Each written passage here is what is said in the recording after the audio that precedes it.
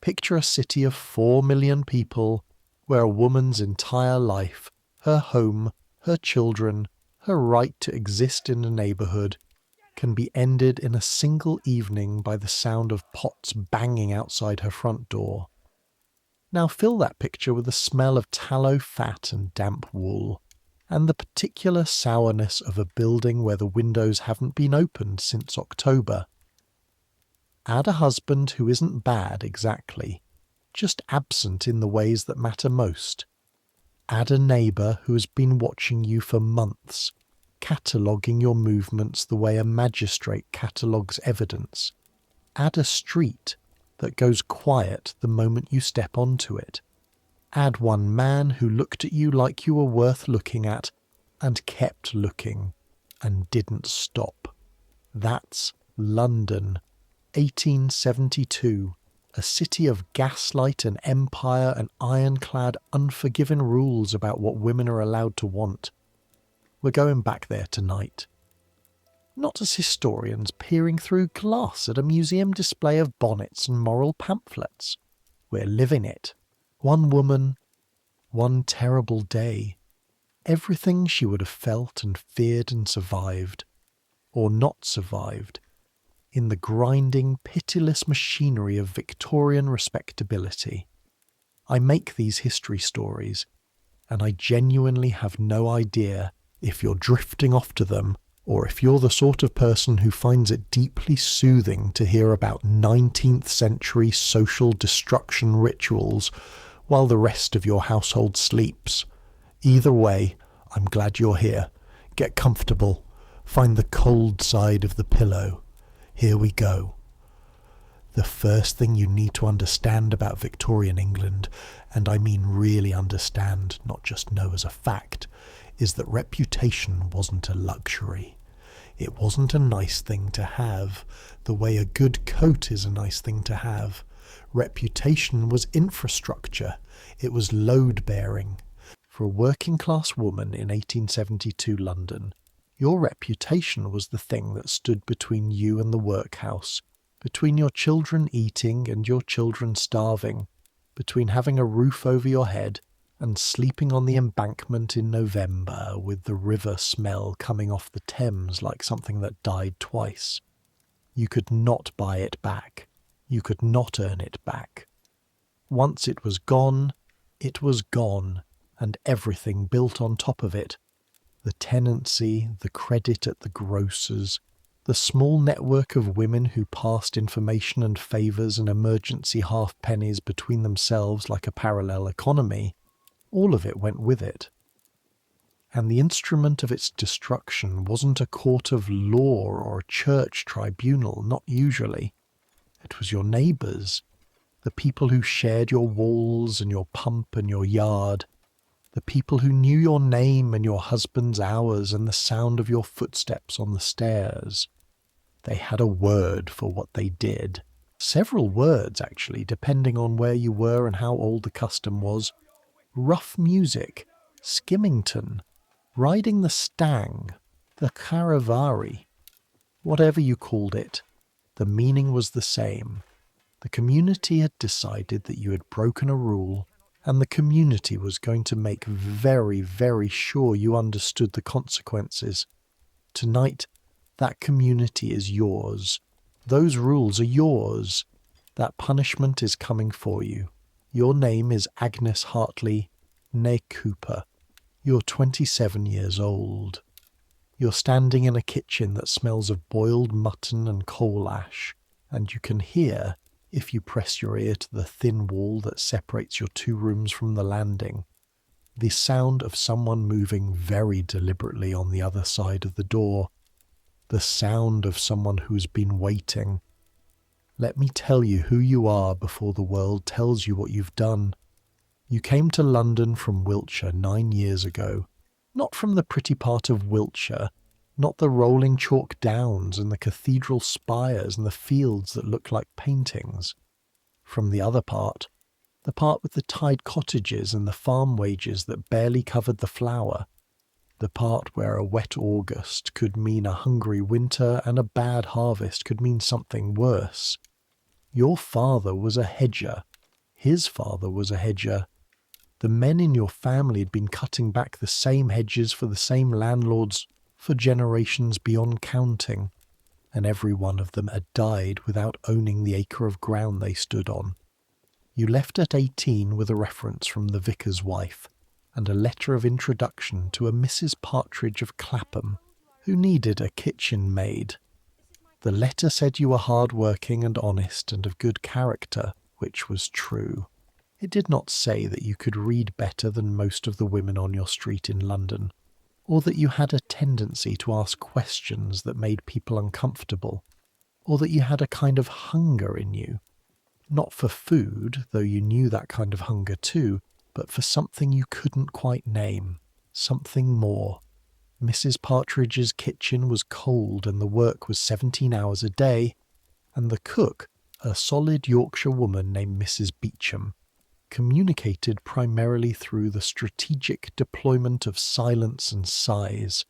But you learned how to black a range until it shone like obsidian, how to keep stock going for 3 days, how to scrub a flagstone floor with your whole body weight behind the brush until the stone went from grey to pale gold, how to be invisible in rooms where you were required to work, how to make yourself small enough that the people who lived in those rooms could pretend the labour that kept them comfortable was simply happening spontaneously like weather. You were good at it. You were frightfully, exhaustingly good at being invisible. Then you were 20, and James Hartley came to fix the copper boiler in Mrs. Partridge's scullery. He wasn't handsome, not in the way you'd imagined when you were a girl reading the novels that circulated among the maids on half-days off. He was medium height, broad across the shoulders from his work with a compositor's hands, strong and precise and permanently stained at the cuticles with printer's ink that never fully washed out. He had a careful, serious face. He didn't talk much, but when he did talk, he said things that were true, which was rarer than you'd have expected. He asked if you had eaten. It was 11 in the morning, and you'd been working since 5, and you hadn't. He didn't say anything about it, just went to the bread on the table and cut a slice and put it next to where you were working. He didn't make a production of it. He didn't look at you to see if you were grateful. He just went back to the boiler. You married him 8 months later in a church off the Clapham Road, with Mrs. Beecham as witness and James's sister standing in the cold in a dress that was too thin for November. The breakfast afterward was bread and dripping and strong tea. It was one of the better meals you'd had that year. You went to live in Bermondsey, 2 rooms on the 3rd floor of a building on Tanner Street, in the shadow of the tanneries that gave the street its name. The smell from the tanning pits was present every hour of every day, a thick, animal smell of hides and urine and oak bark that settled into your hair and your clothes, and eventually you stopped noticing it the way you stopped noticing the sound of your own heartbeat. It was simply part of what air was. The first child came 14 months after the wedding, a girl you named Clara. The second came 2 years after that, a boy you named William, after your father, though your father never knew it. James was a good provider, in the Victorian sense of the word. He went to work at 6 and came home at 7 and ate what was put in front of him and didn't drink beyond an ale or 2 on a Friday evening. He didn't raise his hand to you. He didn't raise his voice much either. He was in the language of the neighbourhood a decent man, a steady man. He was also in a way that you could not articulate without sounding ungrateful, and perhaps slightly mad, simply not there. Not absent physically, present. Sitting in the chair by the fire on the evenings he was home, the newspaper in his hands, reading with the focused efficiency of a man working through a task. Looking up when the children made too much noise. Answering questions when asked. Passing the salt, but not there. Not in the room with you in the way you needed someone to be in the room with you. You understood it wasn't his fault. He worked 10 hours a day setting type in a print house off Fleet Street, standing at the compositing frame, lifting individual letters of lead alloy, each one weighing almost nothing individually, but collectively heavy as debt. He came home tired in the way that goes into your bones, the way that makes speech feel like labour. He had given you what he had to give, which was stability and steadiness, and the security of knowing there would be coal in the grate and food on the table. It was more than many women had. You knew that. You reminded yourself of it regularly, with the particular disciplined efficiency of a woman who has learned that wanting more than your allocation is a dangerous habit.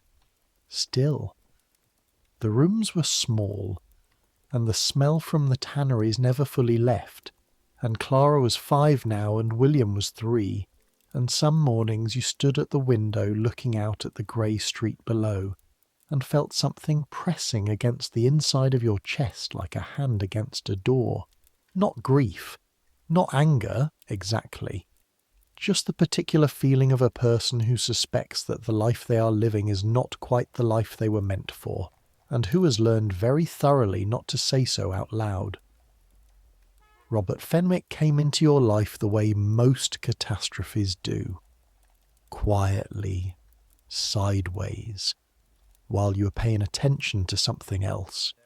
He worked at Draycott's, the drapers on the Borough High Street, 2 streets over from Tanner. You went there in the autumn of 1871 to buy ribbon for Clara's Sunday dress. Narrow ribbon, the cheap kind, a penny a yard, the kind that went thin after 3 washings but was all you could afford. He was behind the counter. He was perhaps 30, slender, with the careful clothes and scrubbed hands of a man who understood that appearance was his professional instrument. He talked about the ribbon for far longer than anyone needed to talk about ribbon. He talked about the weave and the colour, and how a French blue would suit the child's eyes better than the common navy, if you didn't mind him saying. You did mind him saying, slightly, because it was presumptuous, and also because he was right, and you couldn't afford the French blue anyway. You bought the navy. You thanked him. You left. That would have been the end of it, except that your street and his route to work shared 4 blocks of the same pavement, and London is a city of 4 million people who all manage to run into the same dozen individuals repeatedly for reasons that baffle the laws of probability. You saw him again on a Tuesday morning in October when Clara had a chest cold and you were going to the chemist's, and your mind was entirely on whether the chemist would extend you credit for the camphor oil. He was coming the other way, hat in hand, and he remembered you, which surprised you, and asked after the ribbon, which surprised you more, and asked how the dress had turned out, which surprised you so much that you told him. That was the beginning of a conversation that lasted 17 minutes on the pavement outside the chemist's, during which he talked about his work and where he was from. Shropshire, originally, same as nobody in London is originally from London, and how he was saving to start his own small concern some day. A haberdashery, perhaps, if the economy held. He asked about you and actually listened to the answer, which was rarer than it should have been. Nothing happened on that October pavement. Nothing was said that would have made a magistrate raise an eyebrow. But something shifted, the way a door shifts when the latch isn't quite engaged. Not open yet, but no longer fully closed. You need to understand something about women in 1872 that people in your era tend to get wrong in both directions. They either picture Victorian women as completely crushed and passive, enduring everything without complaint, or they picture them as secretly seething revolutionaries waiting to explode. Most working-class women were neither. They were people, intelligent, complicated, often funny, frequently exhausted, making the best of circumstances they hadn't chosen and couldn't easily change. They loved their children ferociously. They kept their households running on almost nothing through a kind of domestic engineering that has never been properly recognised as the skilled work it was. They did not sit around dreaming of romance. But they were also human, which means they were capable of being seen, of noticing when someone paid attention, of feeling, briefly, like a person rather than a function. Robert paid attention. That was the whole of it, at the beginning. Nothing more dramatic than that. By December you'd spoken to him, in passing, perhaps half a dozen times. By January he had started taking the longer route that went past Tanner Street on the mornings when he wasn't running late. You didn't encourage this. You also didn't discourage it. You told yourself you were being kind to a lonely man from the provinces who didn't have many friends in the city, which was probably partially true. By February he was lending you books. This was, looking back, the real catastrophe, though it looked innocent enough at the time. He lent you a copy of Middlemarch, which George Eliot had published the previous year, and which had been causing considerable discussion in the kind of circles you had no access to. He said he thought you might like it. He was correct. You read it over 3 evenings after James was asleep, sitting close to the candle to save coal, turning the pages as quietly as possible so as not to wake the children, and something about reading a novel about a woman trapped in the wrong life, read in secret by a candle in a city that was also in its way a kind of trap. Something about that cracked something open in you that you hadn't known was closed. You gave the book back. You discussed it in the brief windows when you encountered each other. He listened to what you thought about it, not just what you said about it. The distinction mattered.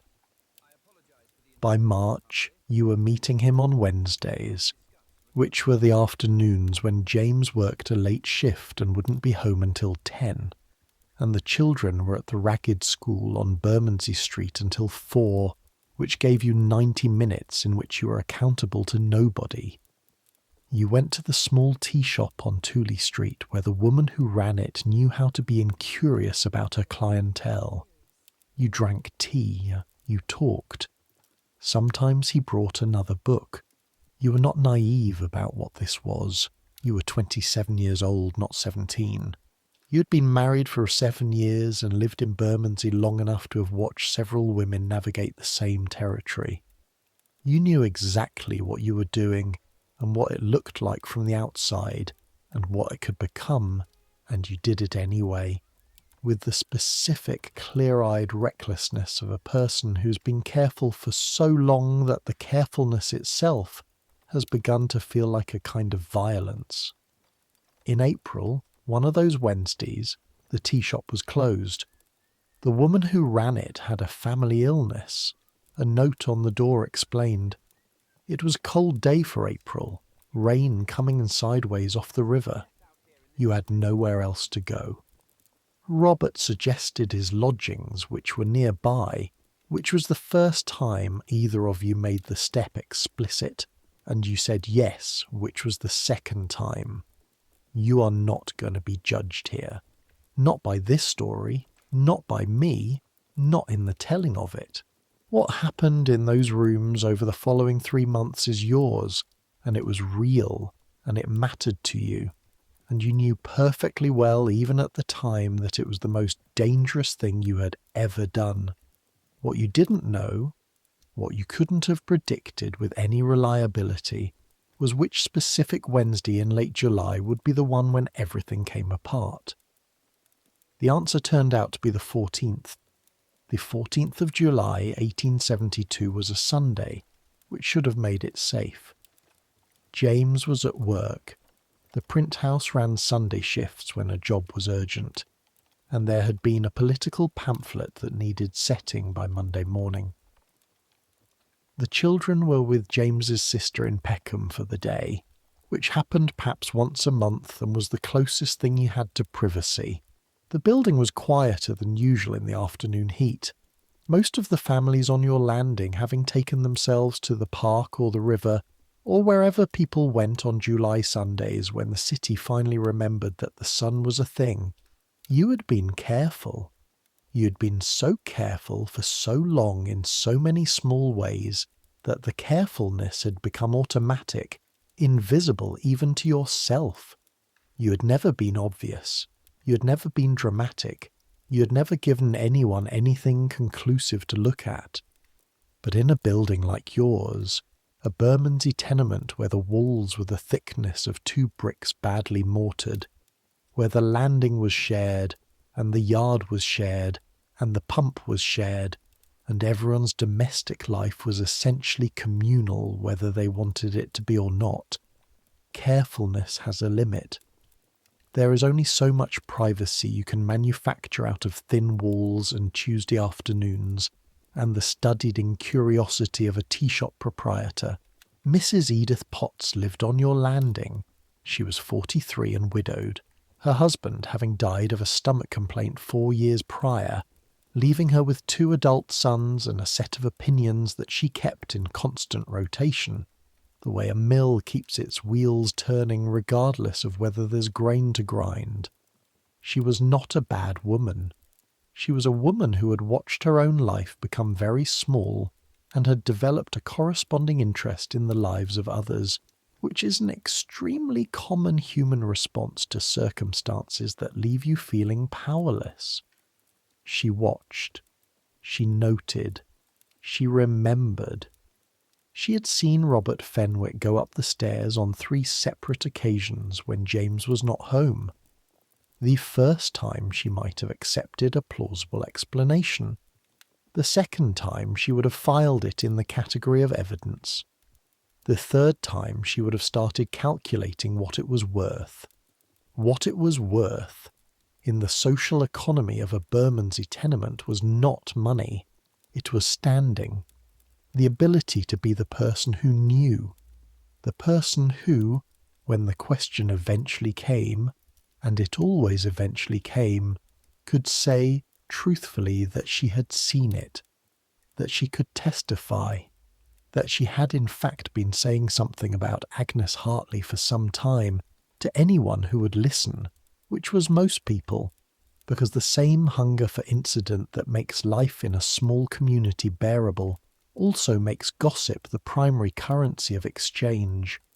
You did not know about Mrs. Potts's accounting. You did not know that she had spoken to Mrs. Larkin on the 2nd floor, or to Mrs. Hobbs, who had the room at the back, or that the information had moved through the building with the quiet efficiency of damp moving through old plaster, not visible until it was everywhere. You were upstairs. Robert had come at 2 o'clock. It was just after 4 when you heard the footsteps on the stairs, and something in the rhythm of them, something in the particular weight and cadence of those footsteps, made your stomach drop before your mind had processed why. James did not finish at 6 on Sundays. The pamphlet job had been cancelled. The foreman had sent him home at 3:30. James did not knock on his own door. The handle turned, the door opened. What followed? The 30 seconds in which your husband stood in the doorway of his own home and understood what he was seeing, was the kind of moment that does not resolve itself neatly into story. It was not dramatic in the theatrical sense. There was no shouting, not immediately. There was just silence, and the quality of that silence was unlike any silence you had experienced in 7 years of marriage. It had weight. It had temperature. It sat in the room like a third presence, and it was colder than the winter had ever been. Robert left. He left badly, with apologies that made everything worse, the particular scrambling awfulness of a man caught in someone else's home who has no rights in the situation and knows it. He left, and you heard his footsteps on the stairs, fast, getting faster. and then the street door below, and then nothing. And then it was just you and James in the 2 rooms on Tanner Street, with the July afternoon going golden outside the window, and Clara's Sunday dress hanging on the peg by the door, and everything that had held your life in its current shape quietly coming apart at the seams. James sat down. He put his hands on his knees, the way he did when he was working something out at the compositing frame, the gesture of a man organising his thoughts. His face was a colour you had never seen before on a living person. Not red, which would have been anger you could have worked with. A kind of grey-white, the colour of paper that's been left too long in damp air. He said your name once. Just once. Agnes. Nothing else. You found that you had nothing to say. Not because you were without words, but because every word you could have said was simultaneously true and inadequate, and you had the sudden vivid understanding that this was one of those situations in which language was simply the wrong tool. What had happened had happened. It was solid now.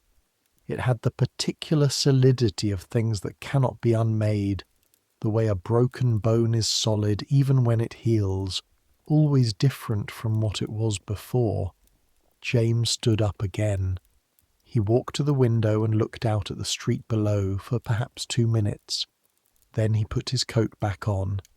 He had had it off. It was July. It was sitting over the back of the chair, and he walked out. The door didn't slam. That was almost worse. You sat in the chair he'd vacated and did not cry, which surprised you. You felt something moving through you that you didn't have a word for, not guilt, not exactly, though there was guilt in it. Something more like the feeling of standing on ice that has just made a sound you didn't like, and knowing that what happens next is already determined, and all you can do is stand very still and wait.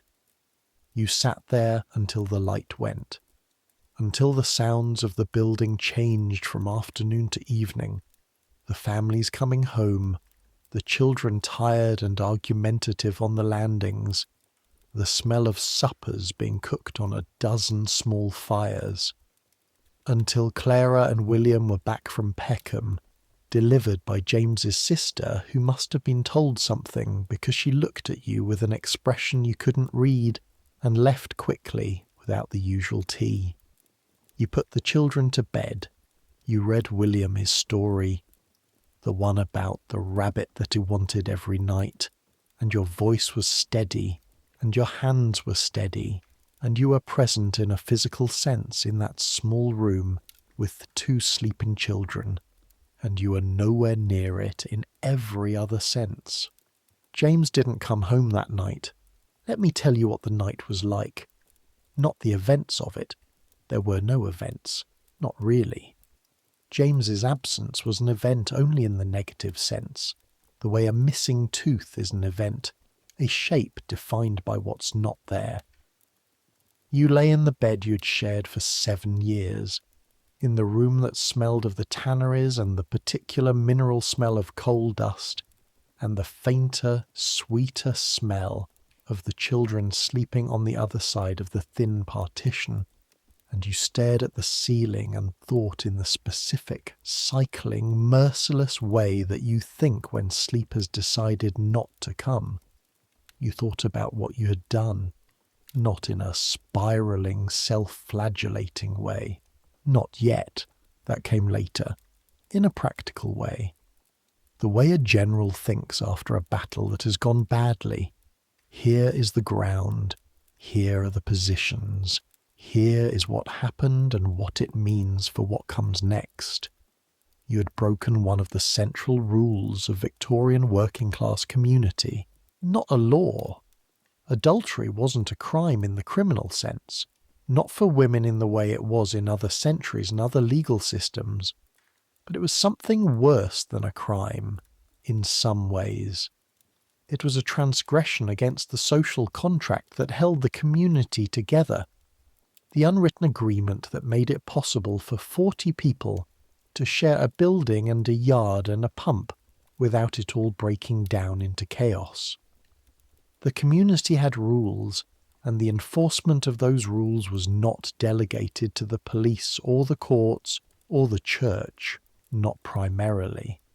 It was kept local, it was kept personal, it was kept by the neighbours, and you already knew, lying there in the dark, that Mrs. Potts had told people.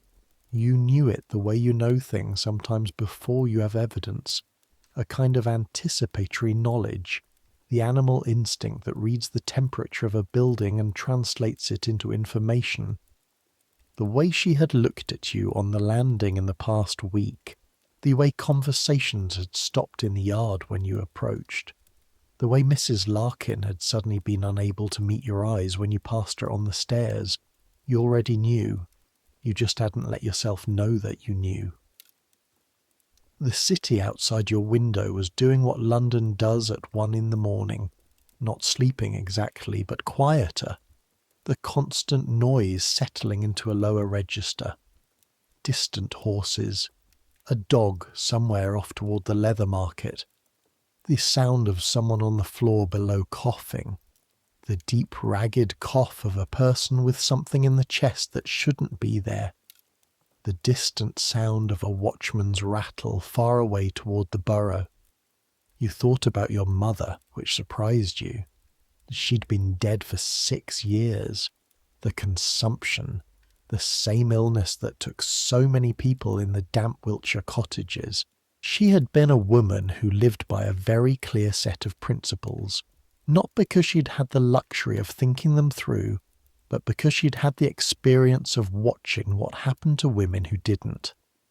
You remembered her face when the subject of the woman in the next village had come up. A woman who had been found out. Who had been? Your mother's phrase was so carefully imprecise. Who had got herself in trouble with a man not her husband. The way your mother's expression closed down, not cruel, not triumphant the way some women's faces went, just final, the way a door goes final when you hear the latch engage. Your mother would have understood what was coming.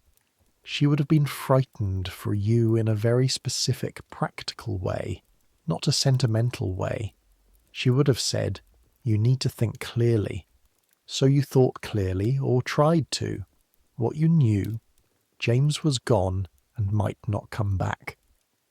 The neighbours knew or suspected, and the information was spreading. Robert was irrelevant now. He would not come forward, would not help, would quietly disappear back into his lodgings and his shop and his life. That was not bitterness. That was simply the geography of the situation. He had nothing to lose that compared to what you had to lose. His reputation would suffer briefly, a raised eyebrow or two at Draycott's, and then he would be unremarkable again. For you there was no equivalent recovery. The social mathematics were different. They were always different. What you needed for James to come home, not for love, not for the marriage in the romantic sense, but for the structural reality that the tenancy was in his name, and the credit at the grocer's was in his name, and the social standing of the household, two-parent, employed, respectable, was the only thing standing between you and a situation that was genuinely much worse than the one you were already in, what you were afraid of. That Mrs. Potts had already spoken to more than just the building, that the information was already in the wider street, that the calculation was already being made by the men who made these calculations, the ones who decided in communities like yours when something had to be answered for publicly. You lay there, and the ceiling was a grey nothing in the dark, and the children breathed on the other side of the wall, and the city made its nighttime sounds, and you understood, in a way that had the quality of a door closing very quietly, that tomorrow was going to be bad. The question was how bad. Monday arrived with grey light through the window, and William crying because he had had a bad dream and Clara standing in the doorway of the sleeping room in her nightgown asking where Papa was. "Working," you said. "He went in very early. He'll be home tonight." Clara was 5. She had her father's watchful eyes and a tendency to accept information with a slightly too careful stillness that suggested she was filing it for later review. She looked at you for a moment, then turned and went back to the bed. You made porridge. You lit the fire with the last of the coal. You needed to buy more, which meant going to the coal merchant, which meant going out. And you dressed the children, and you were functional and calm in the way that people are sometimes functional and calm in the hours before catastrophe. The body carrying on while the mind has gone somewhere else entirely. James came back at 8. He came in quietly, hat in hand, the grey-white look still on him, but settled now into something more like exhaustion. He had been at his brother's in Rotherhithe. His brother, you gathered, had been told something, though what exactly and in whose words you didn't ask. He sat down. The children were sent to play. There was a conversation conducted in the flat, careful tones of 2 people who are trying not to break something that might already be irreparable. He asked questions and you answered them, and the answers were honest because dishonesty at this point was simply not a tool you had available to you. He said things about trust and about the children and about what he didn't know how to do with what he was feeling. You said things about being sorry and about the children and about what he was to you, which was difficult to articulate clearly because it was true and complicated and didn't fit the simple story either of you needed it to be. What you did not say, that you had been lonely in a way that the marriage hadn't helped. Not because it wasn't true, but because it was the kind of true thing that does more damage when spoken aloud in this context than when kept interior. There are truths that are not useful. James did not leave again. He went to work at 10. He couldn't afford not to, the day's wages were the day's wages, and left you in the rooms on Tanner Street with the children and the silence that had taken up residence where the ordinary sounds of a household used to be. You got through Monday. Tuesday morning you went to the pump in the yard for water, carrying both buckets the way you always did, the wire handles cutting into your palms with the familiar pressure. The yard had 6 or 7 women in it at that hour, the usual Monday crowd, though it was Tuesday. The washing never quite stopped in a building this size. You knew all of them. You had shared this yard for 3 years. You had borrowed their soap and their advice and their emergency pennies, and you had loaned yours back. The yard went quieter when you came out. Not silent, not dramatically, obviously quieter, the way it does in stories, just a degree quieter. A few conversations that had been going on simply continued at a slightly lower volume. A few that stopped, naturally, the way conversations stop. Mrs. Hobbs, hanging her sheets on the line, looked at you with her face arranged into a careful blankness that was louder than anything she could have said. You filled the buckets. Your face was a surface. You had learned, in 7 years of domestic service and 7 years of this building, how to make your face a surface, how to look at a person while giving them nothing to read. You carried the water back upstairs, both buckets, the handles cutting in, the water sloshing against the metal sides, a sound so ordinary and so loud in the wrong kind of silence. By Tuesday afternoon you could hear the street differently. London streets have a sound, a specific, multi-layered, always present background sound that you stop consciously hearing. The way you stop consciously hearing the tannery smell, but there are variations within that sound. Gradations that mean things if you have lived in a place long enough. This one was familiar, in the horrible way that a sound you've only heard at a distance becomes familiar when it gets close. You had heard this particular gradation of the street before, twice from a comfortable distance, directed at other women on other streets. A kind of heightened attention in the noise, a purposefulness. You looked out the window. 3 men standing at the corner of Tanner Street in the alley that led to the leather market, not doing anything obviously suspicious, talking. But the way they were standing, the angle of their bodies, the occasional glance up at your window, you had the sudden vertiginous sensation of being observed by people who have already made their decision. You recognised one of them, Mr. Dorcas from the building opposite, a large florid man who worked in the hide yards and who you had seen before in the capacity that some men in working-class neighbourhoods assumed as a matter of course, the man who decided, the man who had opinions about what the street required, the man who, when it was determined that something needed to happen, was the one who happened it. You stepped back from the window. Your heart was doing something large and unpleasant in your chest.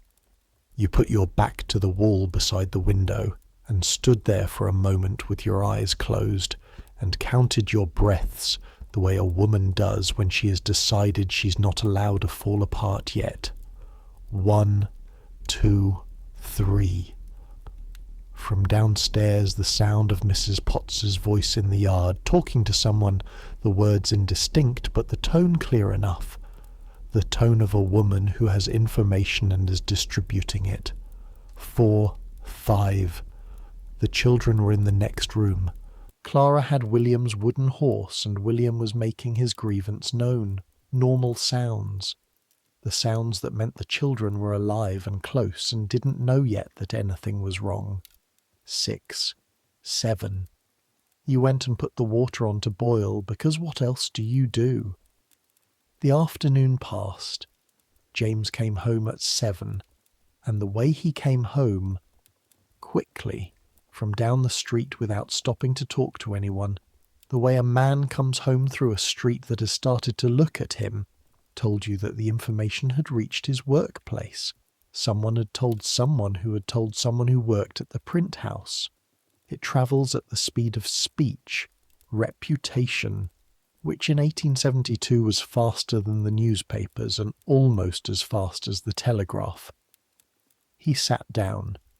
He didn't take his coat off, which was unusual. "I heard," he said, which was unclear, which could have meant many things. You waited. From Merton, at work. He meant the man who lived 3 doors down on Tanner, who worked the same shift as James at the print house. He said, a pause. He said there were men talking about it, on the street. "I saw them," you said. "This afternoon." James looked at his hands, the compositor's hands with the ink-stained cuticles. He turned them over and looked at the palms, as if they would tell him something. "Agnes," he said. "I know," you said, because you did. You both knew. It had moved beyond the territory where either of you could manage it or stop it. It had passed out of the private into the public, which meant it was no longer a matter of what the two of you decided.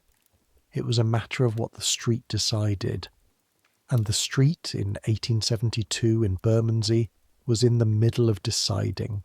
You slept badly that Tuesday night. James slept barely at all. Wednesday morning Mrs. Potts knocked on your door. She was carrying a cup, the pretence of borrowing sugar, the social fiction that gives cover to purposes which have nothing to do with sugar. She was a round-faced woman with small pale eyes that moved quickly, and a way of standing that managed to be both deferential and immovable at the same time. She asked after the children. You answered. She stood in the doorway and the cup of sugar was not mentioned, and you waited. "There's been talk," she said, finally. The directness of it almost caught you off guard. You had expected longer preamble. "I'm aware," you said. She looked at you for a moment with an expression that might have been sympathy, and might have been something else entirely, something more complicated. Mr. Dorcas was saying, she said carefully, that the street might want to have a word. The phrase landed with the weight of everything it didn't say. A word. Have a word. In the language of the street, in the year 1872, in this particular neighbourhood, this particular phrase, spoken by a woman standing in a doorway, a borrowed cup in her hands, her eyes moving quickly to see how you took it, meant something precise and terrible. It meant that what you had done had been tried and judged by the informal court of community opinion, and that the sentence had been decided, and that the sentence was not a fine or a formal proceeding or a conversation with the vicar. The sentence was public. It would happen in the street. It would happen at night when the street had gathered for the purpose, and it would be audible to the entire neighbourhood, and that was entirely the point. You kept your face a surface. I see, you said. It might be better, Mrs. Potts said, with a look of a woman who is offering advice she knows won't be taken, if you and your husband were to address it, publicly, together, before there's anything to address. She meant, go to the men who were planning it, appear before them, accept their pronouncement. Perhaps James should be seen publicly to reprimand you, or to demonstrate that the household was correctly ordered. Perhaps there was still a version of this where the community felt its rules had been acknowledged, its authority respected, its judgment recognised, without the full performance. Sometimes that was enough. Sometimes you thanked her for the information. She left without her sugar. The door closed and you stood in the middle of your kitchen and understood with absolute clarity that Wednesday night was not going to be quiet. Let me tell you about rough music. Not as a historical curiosity, not as a quirky custom that amuses people reading about the past from the comfortable distance of 150 years. As a reality, as a system, as a machine with specific working parts designed to do a specific thing with devastating efficiency. Rough music, the Charivari, was old when Victoria was born. It was old when her grandmother was born. It had been practised in England for centuries, in different forms, under different names, in villages and towns, and, as the cities grew, in the dense terraces and tenements of industrial neighbourhoods where people lived in such proximity that everyone's private life was everyone else's business, whether they liked it or not. It came from France originally. Charivari, the word, was French. But the English had been doing their own version of it under their own names since at least the medieval period. The noise, the crowd, the public exposure, the performance of community judgment. The principle was simple. Your community had decided, through whatever informal process communities use to decide things, that you had done something that violated the social contract, something that made the street unsafe, as the street understood safety. An adulterous wife was one of the classical triggers. A wife-beater was another. A miser who let his neighbours starve while he accumulated. A man who remarried too soon after his wife's death, which the community read as disrespect for the dead. The specific transgression varied. What didn't vary was the response. On the night chosen for the purpose, the community gathered. At your door, in your street, with noise-making instruments that were not instruments. Pots, pans, kettles, fire irons, anything that could be banged against anything else, anything that could be clapped or rattled or blown. The noise was the point of it. Not violence, not legally, not quite, in most cases. Noise, the kind of noise that penetrated walls, that got into your chest, that was impossible to ignore or escape while it was happening. The kind of noise that told the entire neighbourhood for a considerable radius that something was being answered for at this address right now, tonight, by these people who have gathered for exactly this purpose. And you, inside, could not pretend it wasn't happening. There was no mechanism of pretense available to you. The walls were too thin and the noise was too deliberate, and the community knew you were in there, and you knew the community knew, and the whole ritual was built on that mutual knowledge. You were required to hear it. You were required to understand what it meant. You were required to feel it. That was the purpose.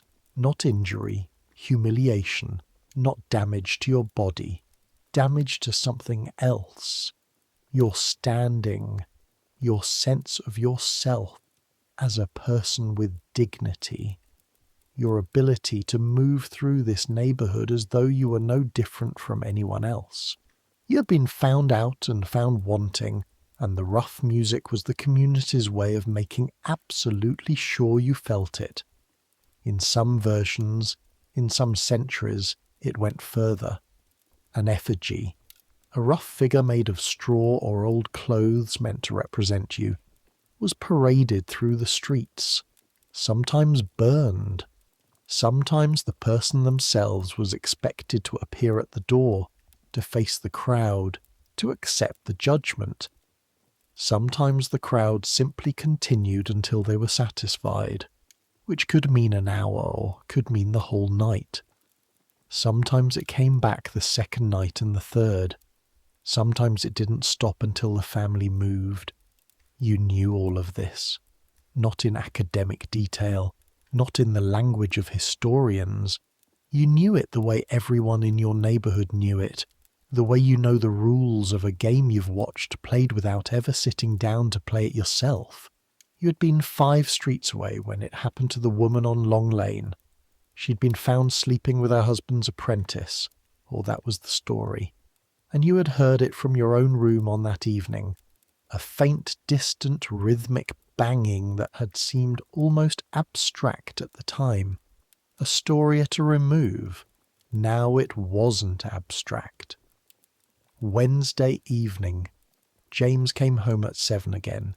You put supper on the table, bread and a bit of cheese and some cold boiled potatoes from yesterday, because you had not been able to make yourself go to the market, and you ate in the kind of silence that has texture. The children ate quickly and went to their room and closed the door with the instinctive self-protective efficiency of children who have learned that adult silences require avoidance. 8 o'clock, 9. James sat by the fire with the newspaper, but he wasn't reading it. You could tell because his eyes weren't moving. He was listening. You were both listening. Somewhere outside, in the long July evening that had finally gone dark, the street was gathering. You heard it before you understood what you were hearing. A kind of accumulation in the sound of the street below, a building up of human presence that expressed itself first as a change in the ambient noise. More voices, closer, a particular quality of expectation. Then, at some point that you couldn't pinpoint as a beginning but understood as a signal, the first sound of metal against metal, a single clang, a pot struck once, then silence, then it began. The noise arrived at the windows like a physical force. It was not one sound, it was 100 sounds happening simultaneously and overlapping, each one individual and together forming something that had no parallel in ordinary experience. Pots, pans, fire irons against hearth grates, a tin kettle struck with a poker, somewhere a hunting horn, cracked and off pitch, a drum or something functioning as a drum, a bucket maybe, a bucket, bottom struck with a flat hand. Voices but not shouts, not chants, just voices raised in the particular register of people making deliberate purposeful noise. Children's voices among them. Children had been brought. Children were part of this. It came up through the floor. It came in through the walls. The glass in the windows vibrated with it. The tin cups on the shelf rattled.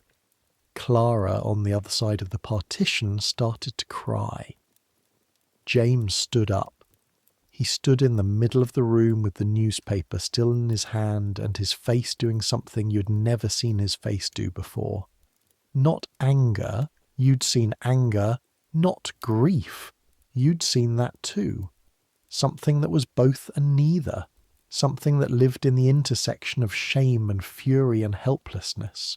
Something that looked like a man understanding in real time that this was happening and would continue happening, and there was nothing he could do about it that would make it better, and several things he could do that would make it considerably worse. You stood up too. You crossed the room to the partition and knocked once. "Clara, come here, please."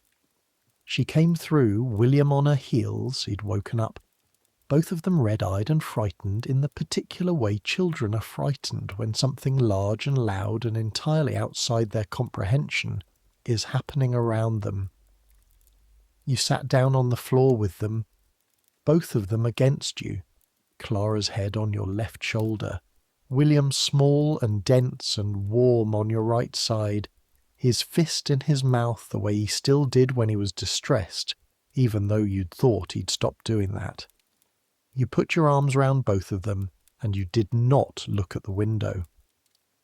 The noise continued. I need you to understand what this was like physically, not the emotional experience. I'll get to that. But the physical reality of being inside a room while 50 people stand outside it, making deliberate, sustained, organised noise for the express purpose of reaching you. There was no break in it. That's the first thing. Not a pause to breathe, not a gap in which you could tell yourself it had stopped and was perhaps over. It had a rhythm, the way music has rhythm, and the rhythm meant it was organised, which meant someone was directing it, which meant it would go on as long as that person decided it would go on. The floor vibrated. Not obviously, not dramatically, but if you sat on the floor with your back to the wall you could feel it. A faint, consistent tremor. The vibration of sound conducted through the building structure into the boards and the plaster and the bricks. You sat on the floor with your children and you felt it in your spine. Clara had stopped crying. She had gone still in the specific way that frightened children go still, the way animals go still, the way the body responds to threat by becoming quiet and small and very, very present. She was 5 years old, and she was on the floor of a 2-room flat in Bermondsey, and the world outside was making a sound that every instinct she had told her was directed at her family. And she was holding on to you with both hands, with a grip that was stronger than any 5-year-old's grip had any right to be. William had buried his face in your side. You could feel his breath through your dress, the fast, scared rhythm of it, and his fist clenching and unclenching in the fabric at your waist, pulling and releasing, pulling and releasing. James was standing at the window, not looking out. He had positioned himself to the side of it, in the way a person stands when they want to look without being seen to look. The candlelight from the room would make him visible to anyone who cared to look up. Everyone would care to look up, that was the point. "Don't," you said.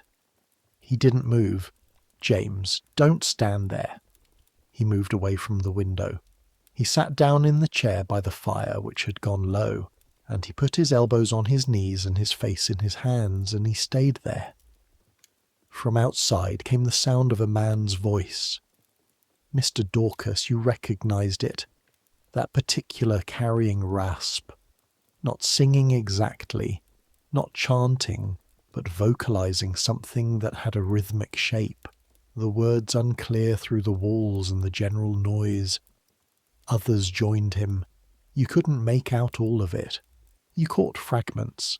A woman's name, your name, not your full name, just Agnes, thrown up into the air of the street with a deliberate clarity that made it land on you like something solid. And words that you registered before you could stop yourself registering them. Words that described what you had done in the language the street used for it, which was not the language of courts or churches, but the language of people who felt their community had been treated with disrespect. The children couldn't make out words. You were glad of that. William was 3, Clara was 5. They heard noise, they felt fear. They didn't hear the specific thing being said. A quarter of an hour in, perhaps 20 minutes. Time had done the thing it does in crisis, where it loses its ordinarily reliable relationship with clocks. You could not have told anyone whether it had been 20 minutes or 2 hours, except that the candle on the table had burned down only a fraction, and the fire had gone somewhat lower, which suggested 20 minutes was closer to right. Your back hurt. The floor was hard boards, and you were sitting on it without support except the wall, and your lower back had the dull, spreading ache of sustained wrong position.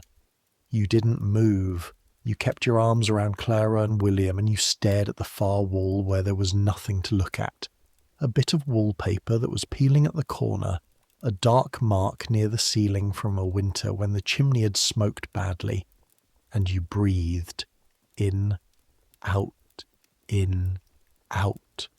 There is a thing that happens in extreme humiliation. And what was happening was humiliation, the most public and complete form of it available to the society you were living in. There is a thing the mind does. It narrows. It finds the small and the immediate, the counting of breaths and the sensation of a child's weight and the particular pattern of peeling wallpaper, and it holds on to these things very tightly, because the alternative is to let in the full size of what is happening, which the mind has correctly determined is too large to let in all at once without something breaking. You were a woman sitting on a floor with 2 frightened children in a city of 4 million people, in a building that was one of hundreds of buildings on a street that was one of hundreds of streets, in a neighbourhood that went on in every direction for miles, and outside your specific window on your specific floor, 50 of your neighbours had gathered with their pots and their pans and their voices, and they were using them to tell you, with a precision that required no translation, what you were. Not a person, not Agnes, not a mother or a daughter or a woman from Wiltshire or a reader of novels or someone who had once stood in a field at home watching the starlings and felt briefly like the world was large enough for anything. A woman who had done a specific thing in the categorization system of this specific community in this specific year, and who was now paying the price that the system had decided was appropriate, and there was nothing, not one thing in your power that you could do to make it stop. James said from the chair, "I'm going to go down." "No," you said, "I can't just—" "James." You said his name with everything in it. All of the last 3 years of the marriage and the 7 years before that, and the children on your lap and the noise coming through the walls. "Sit down." He sat down. The noise continued. Outside, and this is something you pieced together afterward, from various accounts, from things people said in the following days, the gathering had taken on its full form by this point. 50 people at the minimum, perhaps more. Mr. Dorcas at the front leading the rhythm. Mrs. Potts somewhere in the crowd. She would have been. She had been the one who built this. She had a right to be there for the result of her work. Young men from the Hyde Yards, who had their own reasons for finding this entertaining, and who banged their pots with the particular enthusiasm of people who are doing something culturally sanctioned that allows them to make an enormous amount of noise and not get in trouble for it. Older women with their arms crossed who had come because this was the kind of thing you came to. Because your not coming would have been its own statement. Children, as I said. Children had been brought. Some of the women in that crowd, and this is the uncomfortable, complicated truth about rough music, some of them had sympathy for you. Not all of the crowd was hostile in the simple sense. Some of them had been your neighbours, your acquaintances, the women who lent you things and asked after your family. Some of them were there because not being there was more complicated than being there, because the social mechanics of the street required presence, and the cost of absence was higher than the cost of participation.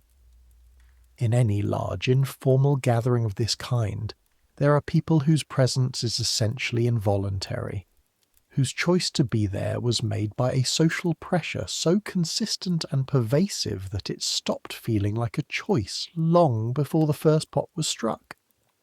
That didn't make the noise any quieter. That didn't make the floor any softer. That didn't make Clara's grip on you any looser. 40 minutes, maybe 45. William had fallen asleep, the way young children occasionally fall asleep in the middle of catastrophe, the body simply deciding that enough had happened for one day and shutting down regardless of what the world was doing. He was heavy and warm against your side, his breathing slow and even, one small hand still loosely curled in the fabric of your dress. Clara was awake. She had not moved.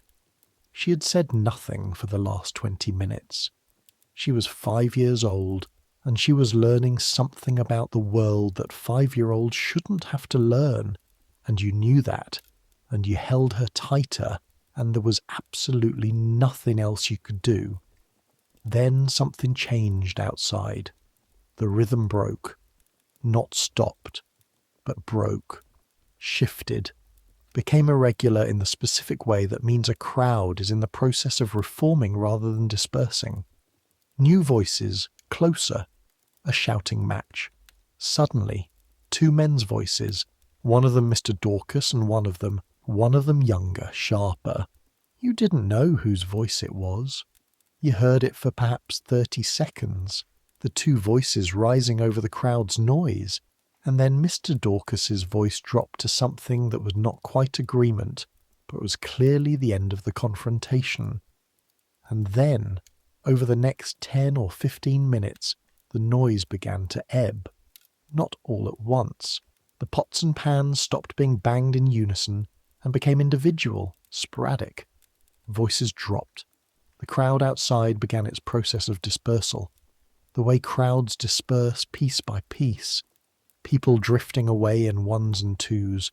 The consensus having been reached. The message delivered. The evening's purpose having been fulfilled to whatever degree these things are fulfilled. By the time the church bells somewhere beyond the borough were striking 10, the street outside was comparatively quiet. James was still in the chair. He had not moved. Clara was still against your side. She had not moved either.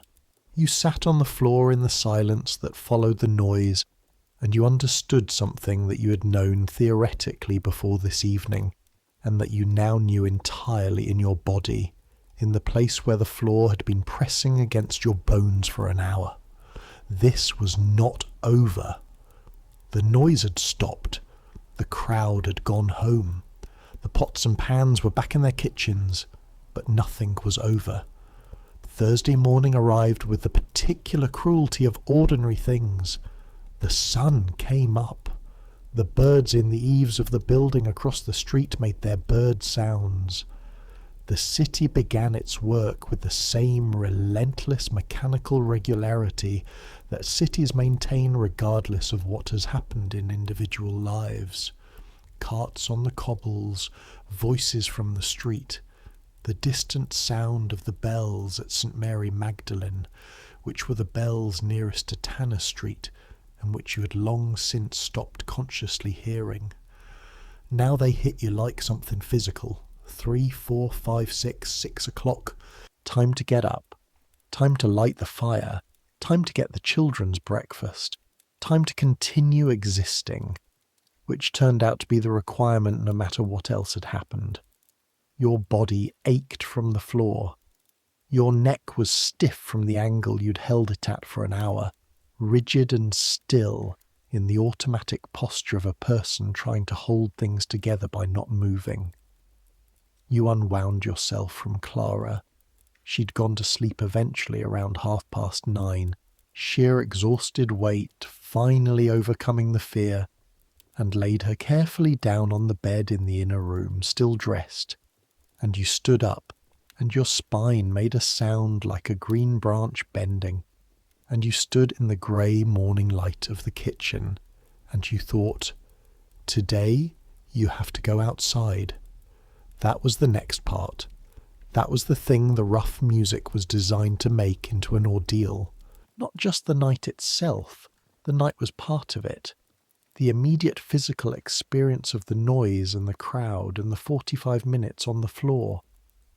But the morning after, the street after, the re-entry into ordinary life as a person who had been publicly named and judged, who would now need to move through that street and that building and that neighbourhood as the person the rough music had designated them to be.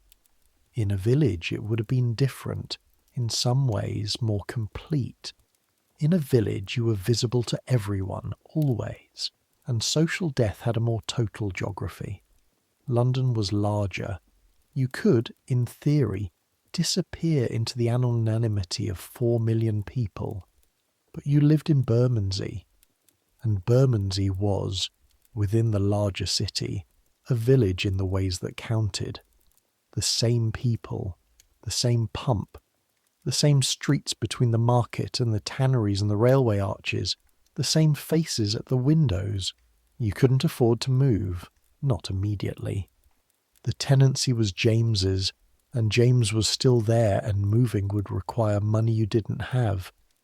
So Tanner Street was where you were, and Tanner Street was going to require navigating, and the navigation was going to start right now, this morning, with the fire and the coal and the water from the pump in the yard. James was already up. He had apparently not slept at all. He was sitting where he had been sitting the night before, but the fire was lit and there was water in the kettle, which meant he had at some point gone down to the yard in the early morning dark, alone, and faced whatever was there to be faced. The thought of this did something complicated to you that you didn't have time to examine. "How is the street?" you asked. "Quiet," he said. Then, Mrs. Hobbs looked at me. "How?" Not unkindly. A pause. "I think." This was information. Not unkindly was information. It meant that Mrs. Hobbs, who was neither Mrs. Potts nor Mr. Dorcas, who was somewhere in the middle of the community's opinion of this situation, had looked at James Hartley as he carried water from the pump at 5 a.m, and had not looked at him with the full force of neighbourhood contempt, which meant that opinion was not entirely unanimous, which meant there was a portion of the community, possibly significant, possibly not, that was holding something back, waiting to see how this resolved, how it resolved. The phrase, which James hadn't said but which was in the air between you, had a specific meaning in this context. In the community's framework, the violation that had triggered the rough music was an imbalance in the social order, a wife who had stepped outside the boundaries of what wives were permitted to be, which had made her husband a figure of ridicule and the street a place where the rules didn't hold. The rough music was the community's expression of displeasure, but it was also, in its way, a negotiation.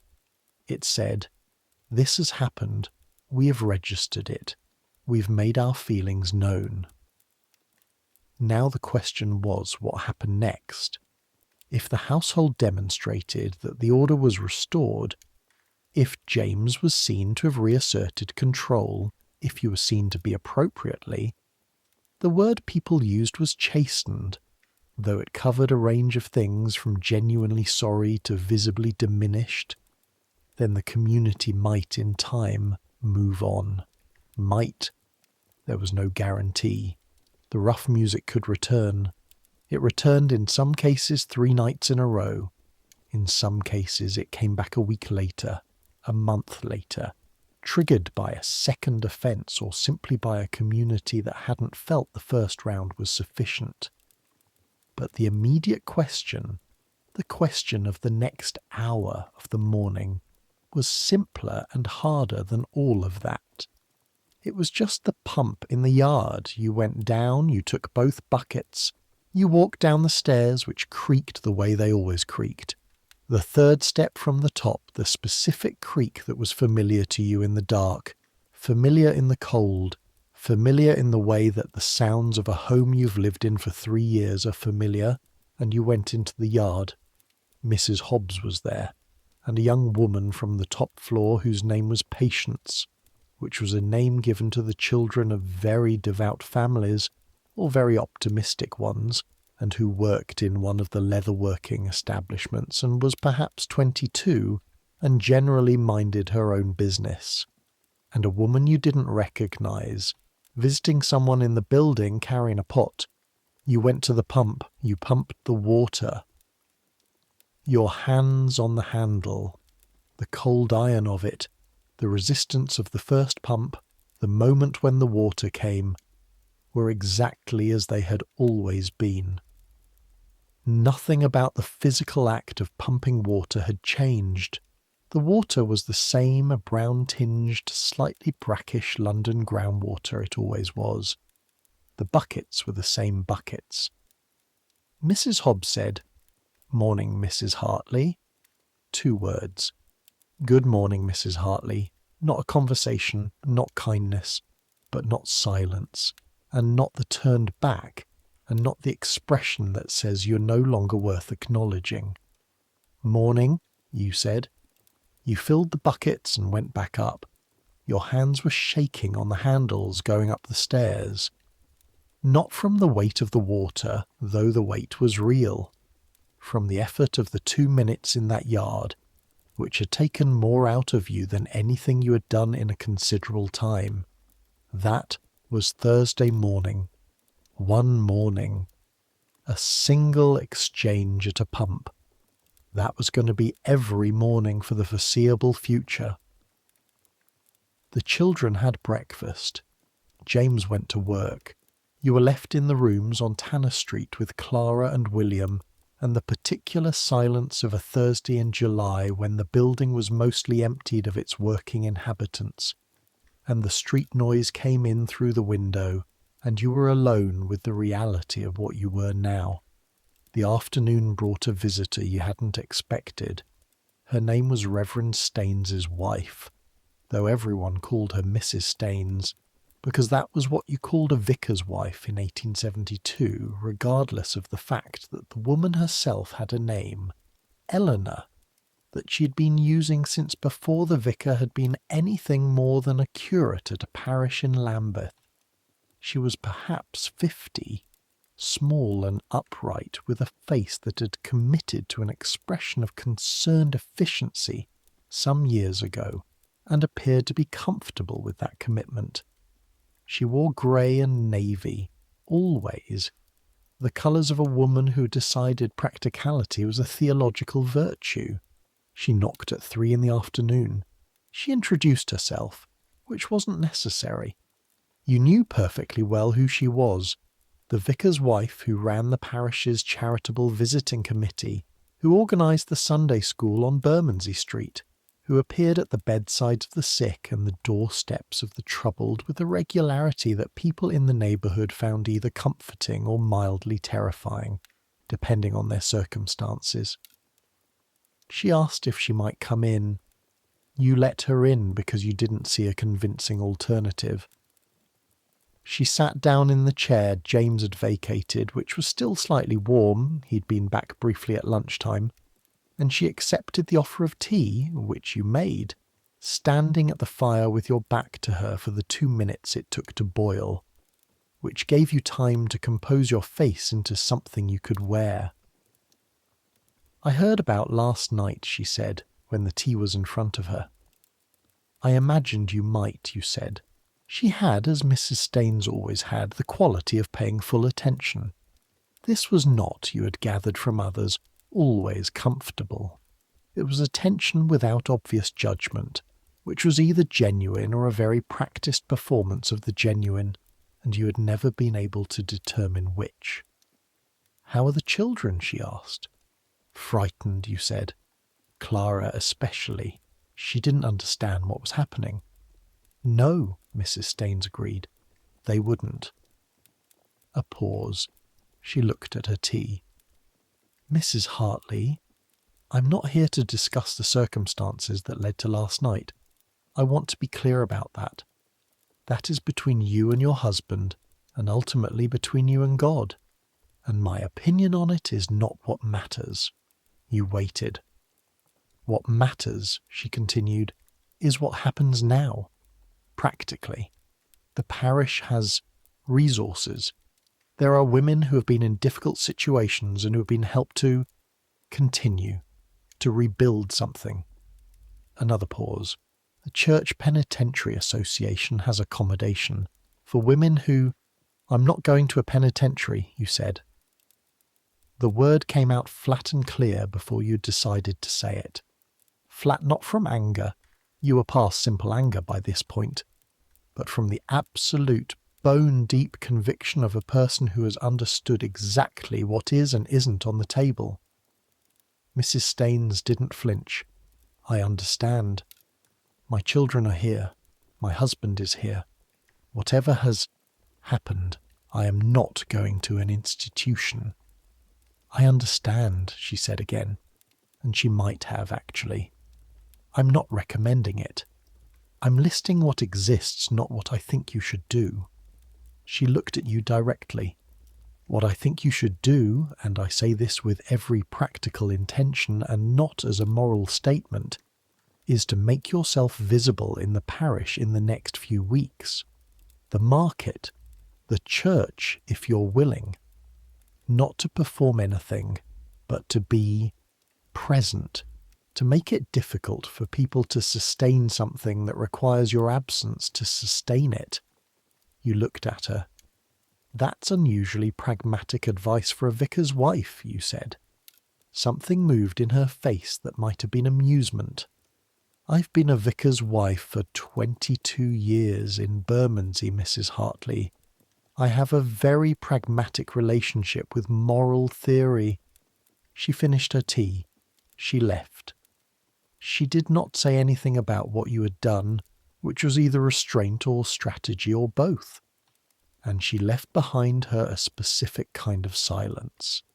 Not the empty silence of the morning after, but the slightly more textured silence of someone having been in the room and left something in it. "Presence," she'd said. "Make it difficult." The opposite of rough music, the strategy that the rough music was designed to prevent, was refusing to be destroyed by it, continuing to exist in the neighbourhood not as a ghost or a creature of shame, but as a person with buckets and a shopping basket, and children who needed feeding.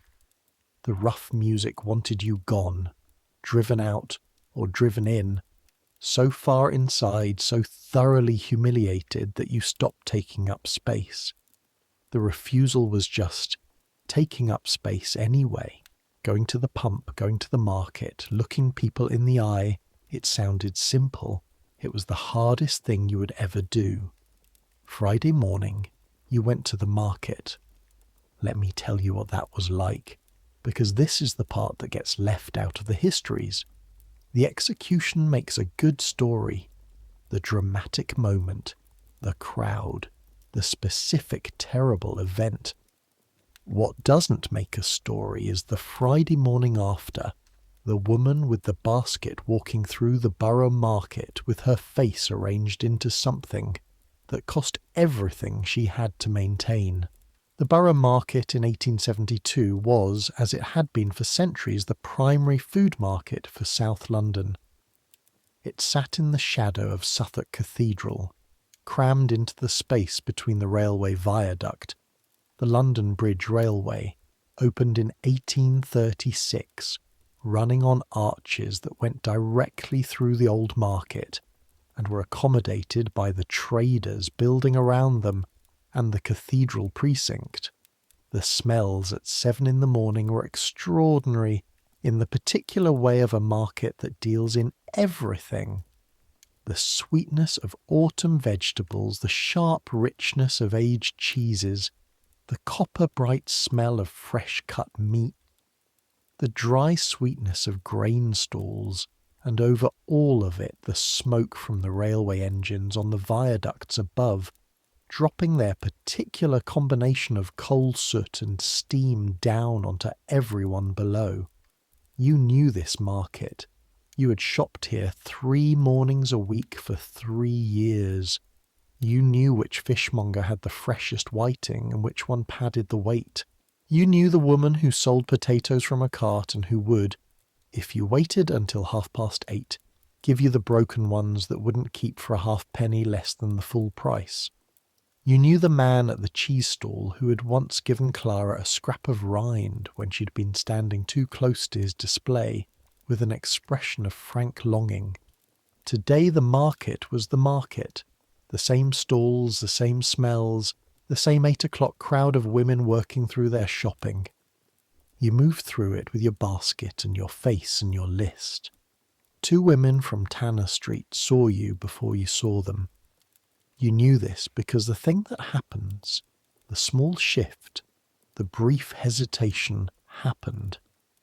You'd been watching for it, the way you watch for a step that you know is there in the dark, precise and anticipatory.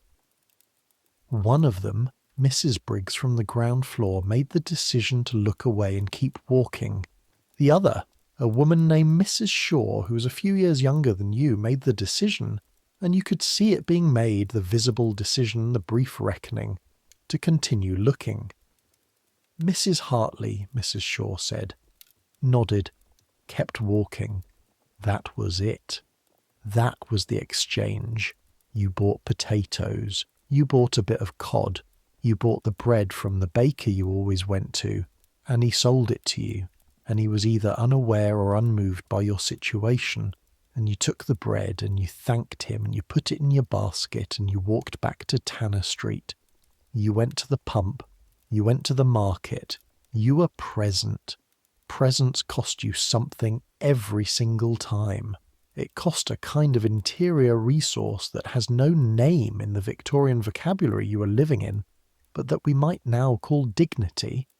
Not the social kind, not the kind that requires other people to confirm it, but the inner kind, the kind you maintain by getting up and doing the thing. It cost that, and it replenished slightly every time you managed it, which was not nothing. It was not nothing. But it was very, very far from enough. Let me tell you about what Victorian marriage law looked like from the inside of one. Not the romantic story and not the horror story. The actual mechanical structure. The thing you lived in. The rules that governed what you could and couldn't do. You had been married in a Church of England ceremony in 1865. This was not merely a religious event. It was a legal transaction, and the terms of the transaction were extremely specific. Under the Married Women's Property Act, which had not in 1872 yet been passed, that came in 1882, you owned nothing. The clothes on your body technically were not yours. Any money you earned was your husband's. Any property you had brought into the marriage was his.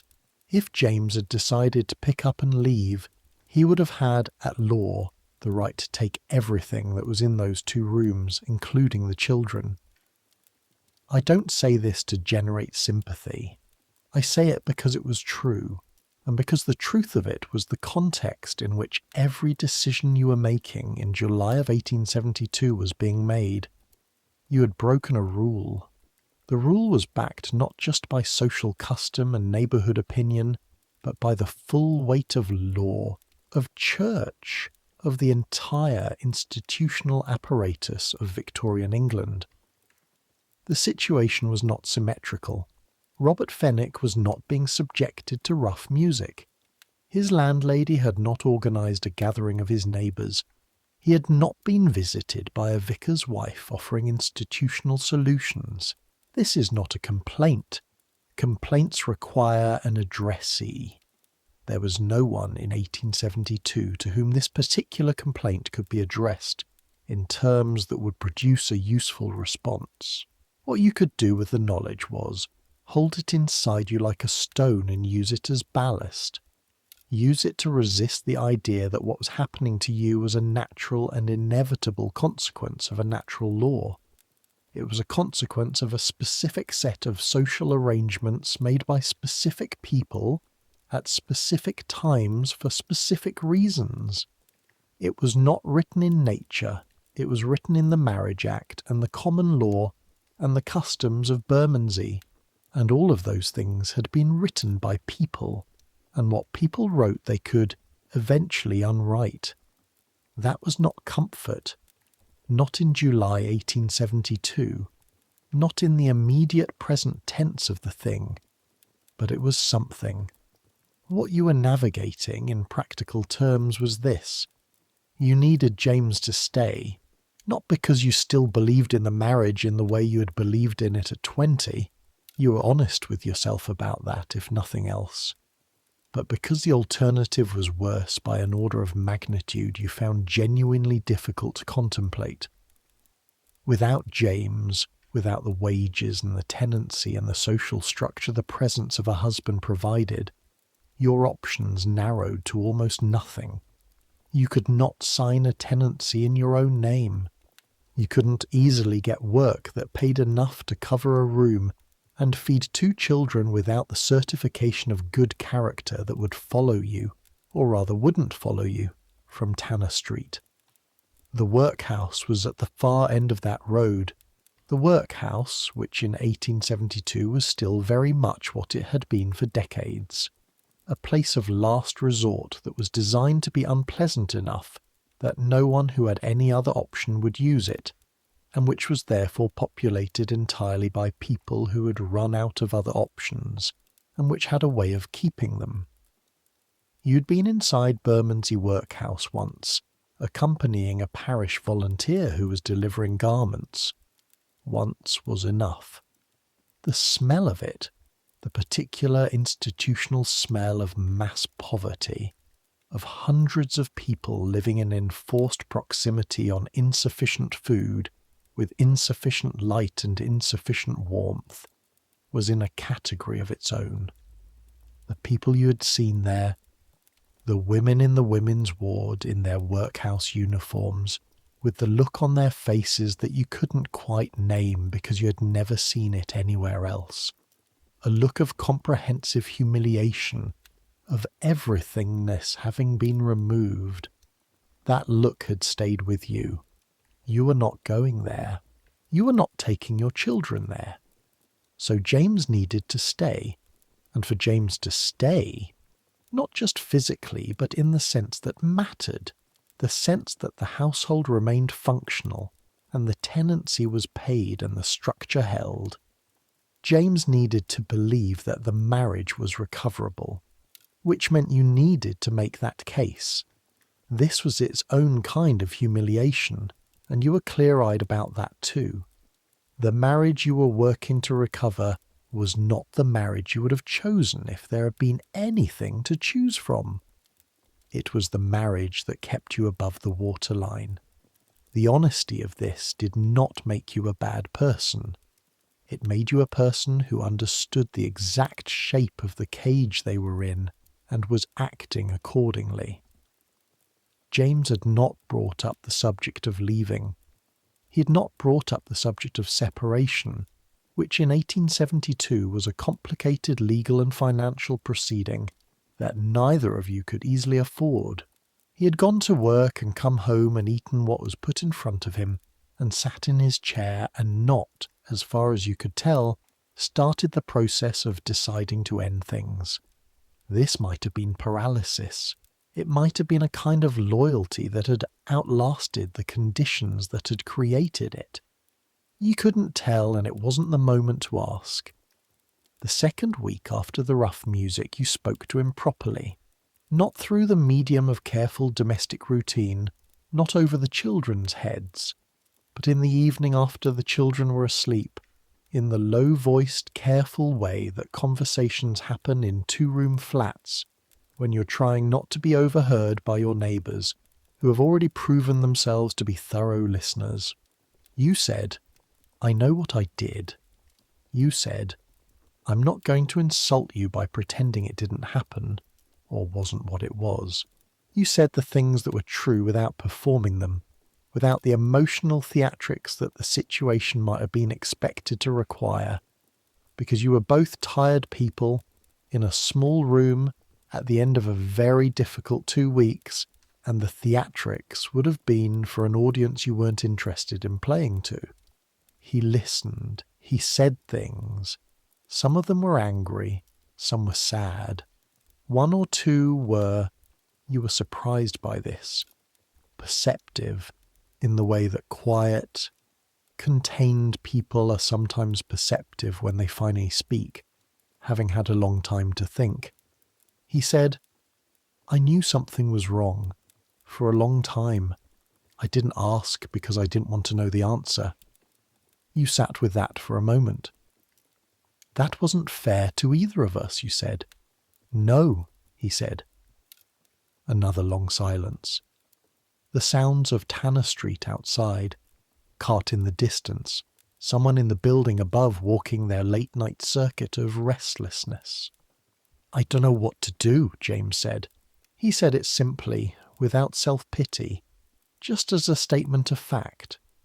He was a man who did not deal in self-pity, which was one of his genuine virtues. "I don't know if I can. I don't know what this looks like from the other side." "Neither do I," you said. Also true. They were the truest words spoken between you in several years, possibly. Not a solution.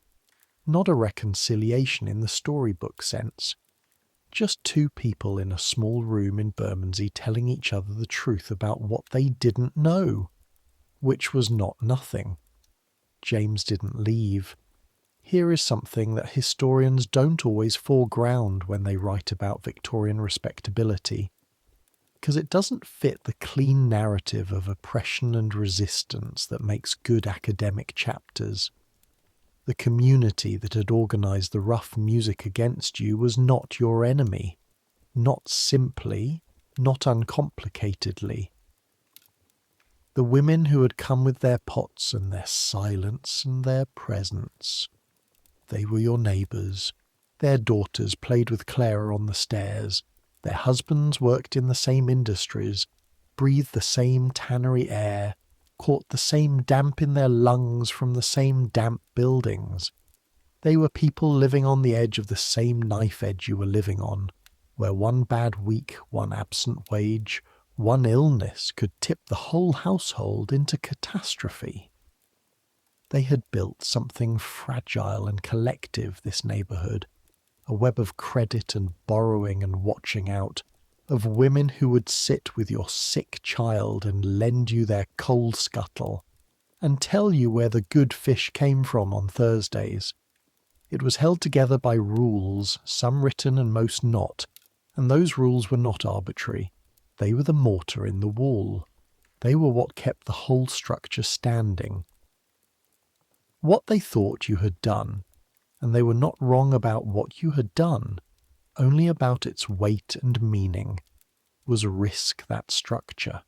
An adulterous wife was dangerous to the neighbourhood's social fabric, not because the neighbourhood was uniquely prudish or cruel, but because the social fabric was genuinely fragile, and the rules that maintained it genuinely mattered. A husband who might leave a faithless wife might leave the neighbourhood. Children of a broken household might become a burden. The knock-on effects of marital dissolution in a community with no safety net were real, and they were felt by everyone. This doesn't excuse the rough music. It doesn't make the 45 minutes on the floor with your children any less what it was. But it's a more honest picture than the one where your neighbours were simply performing gratuitous cruelty for entertainment. They believed they were enforcing something necessary. Some of them were right about the necessity and wrong about the method. Some were wrong about both. Most were somewhere in the complicated middle, where most human moral life actually lives. What you couldn't access from the inside of the experience was this larger view. What you could access was the particular sound of metal against metal, and your daughter's hands, and the hard floor, and the feeling of your name being said in a crowd as a category rather than a person. Those things were real, and they were immediate, and they would not be philosophized away. The church's involvement came the following Sunday. The Reverend Staines, not his wife, the Reverend himself, a thin man with a beard that was slightly too theological looking. The kind of beard that said, "I have considered these matters in depth," delivered a sermon that was not specifically about you. It was about the importance of the family as the foundation of civil society. It was about the particular responsibilities of wives as the guardians of the domestic sphere. It quoted St. Paul. It quoted Proverbs. It quoted, somewhat unexpectedly, Thomas Carlyle. It was not a bad sermon technically. It was well organised and delivered with genuine conviction. Every person in that church who knew the situation, and that was most of the congregation, understood what it was about. You were sitting 3 rows from the front, which was where you always sat, with the children on either side of you. James at the end of the pew with his compositor's shoulders and his careful face. You sat through it, the whole of it. You listened to Reverend Staines explain, in measured sentences with appropriate biblical citations, why what women like you had done was a violation of the natural order, and you looked at the light coming through the east window, the decent east window with the reasonably good blue glass, the blue of real sky on a clear afternoon, and you breathed in, out, in, out.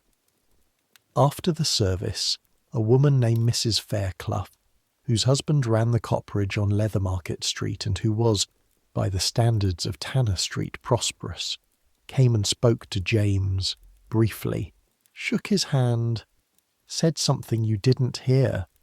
James nodded.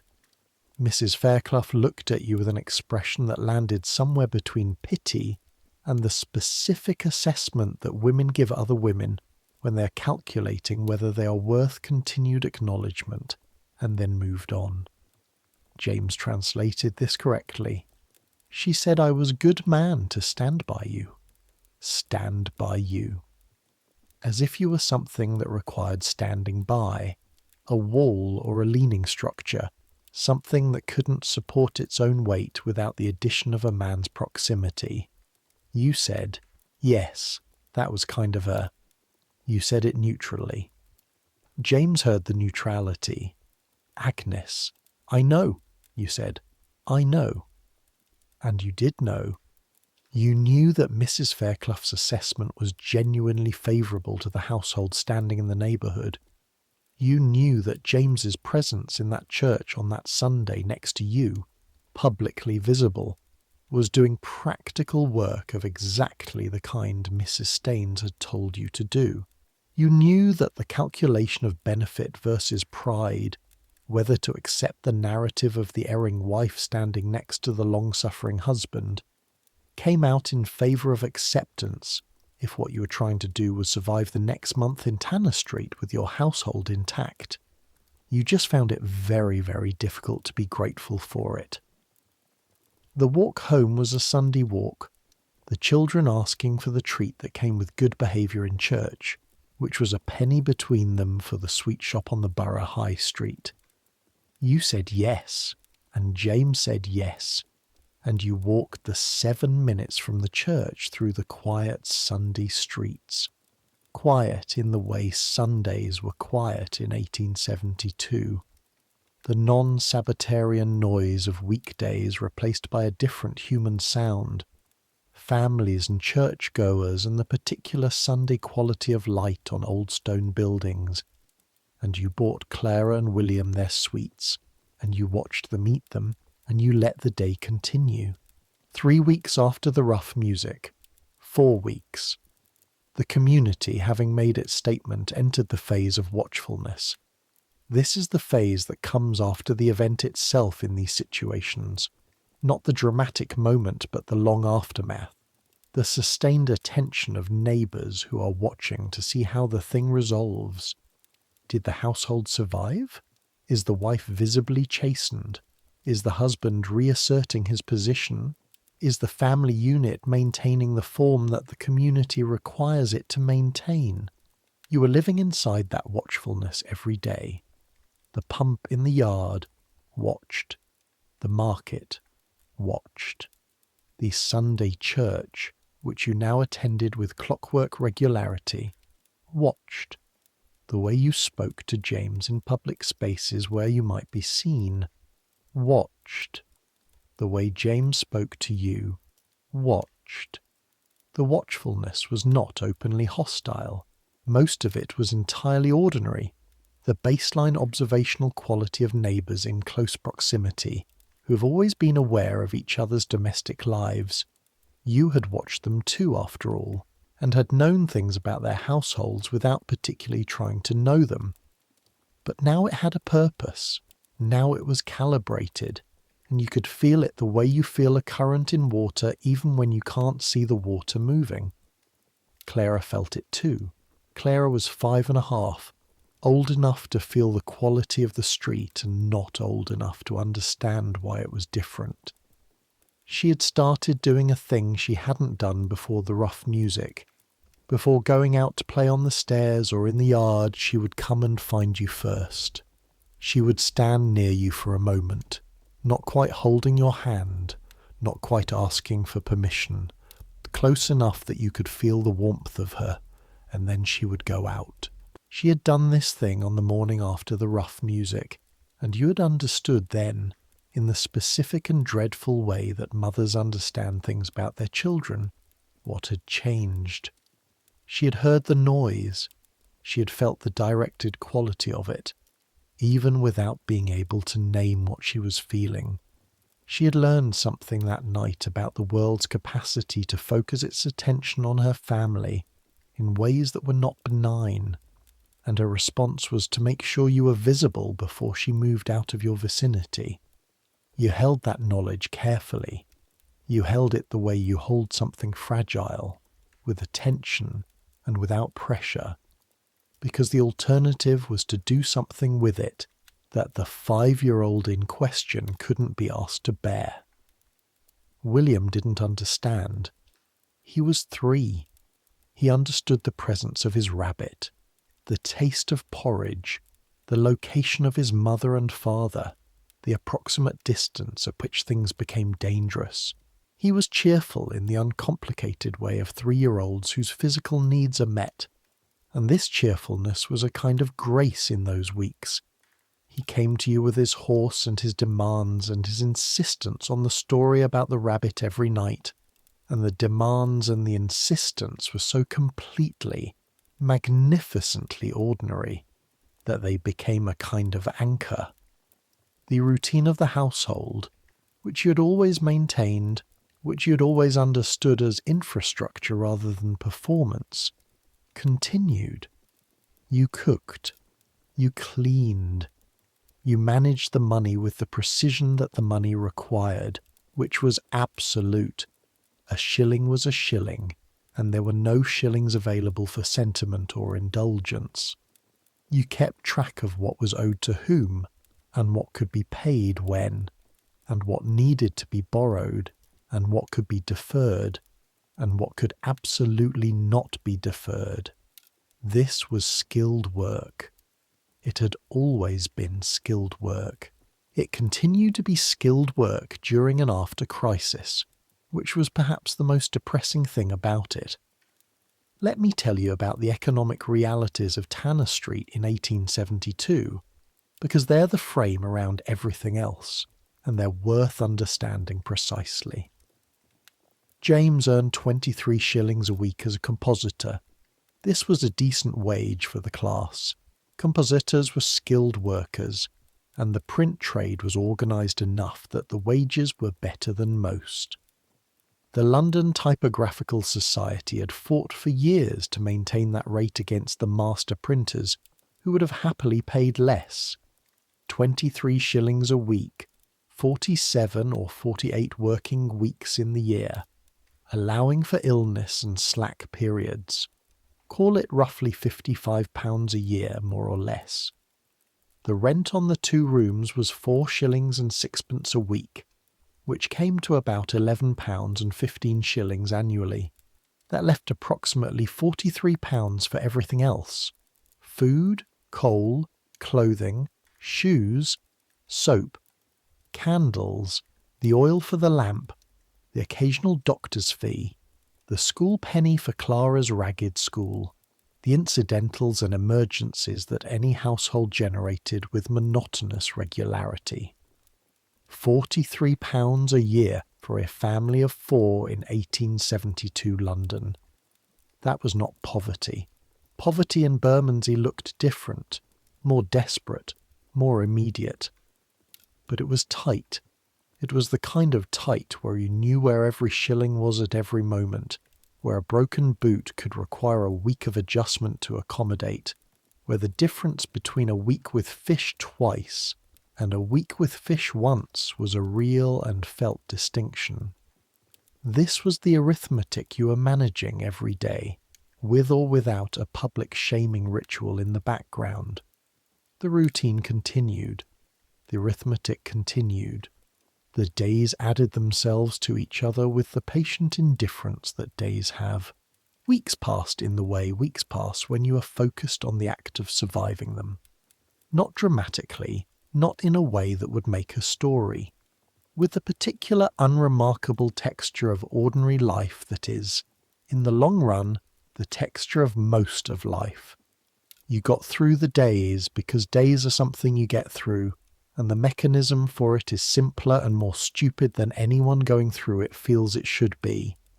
You do the next thing, and then the next thing, and eventually you've done enough things that a day has happened. The rough music did not return. This was not a resolution, not a forgiveness, not an indication that the community had decided everything was fine, and you were welcome back into their full confidence. It was an indication that the situation had moved into a new phase, the phase of sustained watchful disapproval, which was considerably less dramatic than the noise but no less present. It would be there for a long time, years probably. The women on the landing would continue to make their calculations. The street would continue to be aware of what had happened. There were women in Bermondsey in 1872 who were still known by their transgression from 10 years prior, worn around them like a permanent garment. This was what you had to learn to live inside.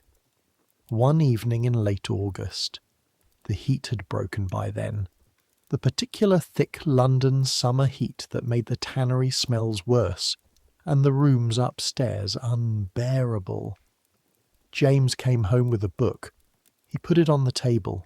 He didn't say anything about it. He sat down and took off his boots, the compositor's precise hands working the laces with the same quiet efficiency as everything else he did. You looked at the book. It was a novel.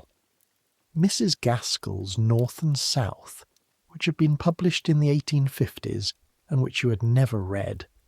You looked at James. He was looking at his boots. I thought you might. He stopped, tried again. Merton's wife was selling some books. She said it was good. The book had been, you gathered, purchased deliberately, found deliberately, brought home deliberately. You picked it up. It was a hardback, slightly worn at the corners, the binder cracked with previous use. Someone before you had read it carefully.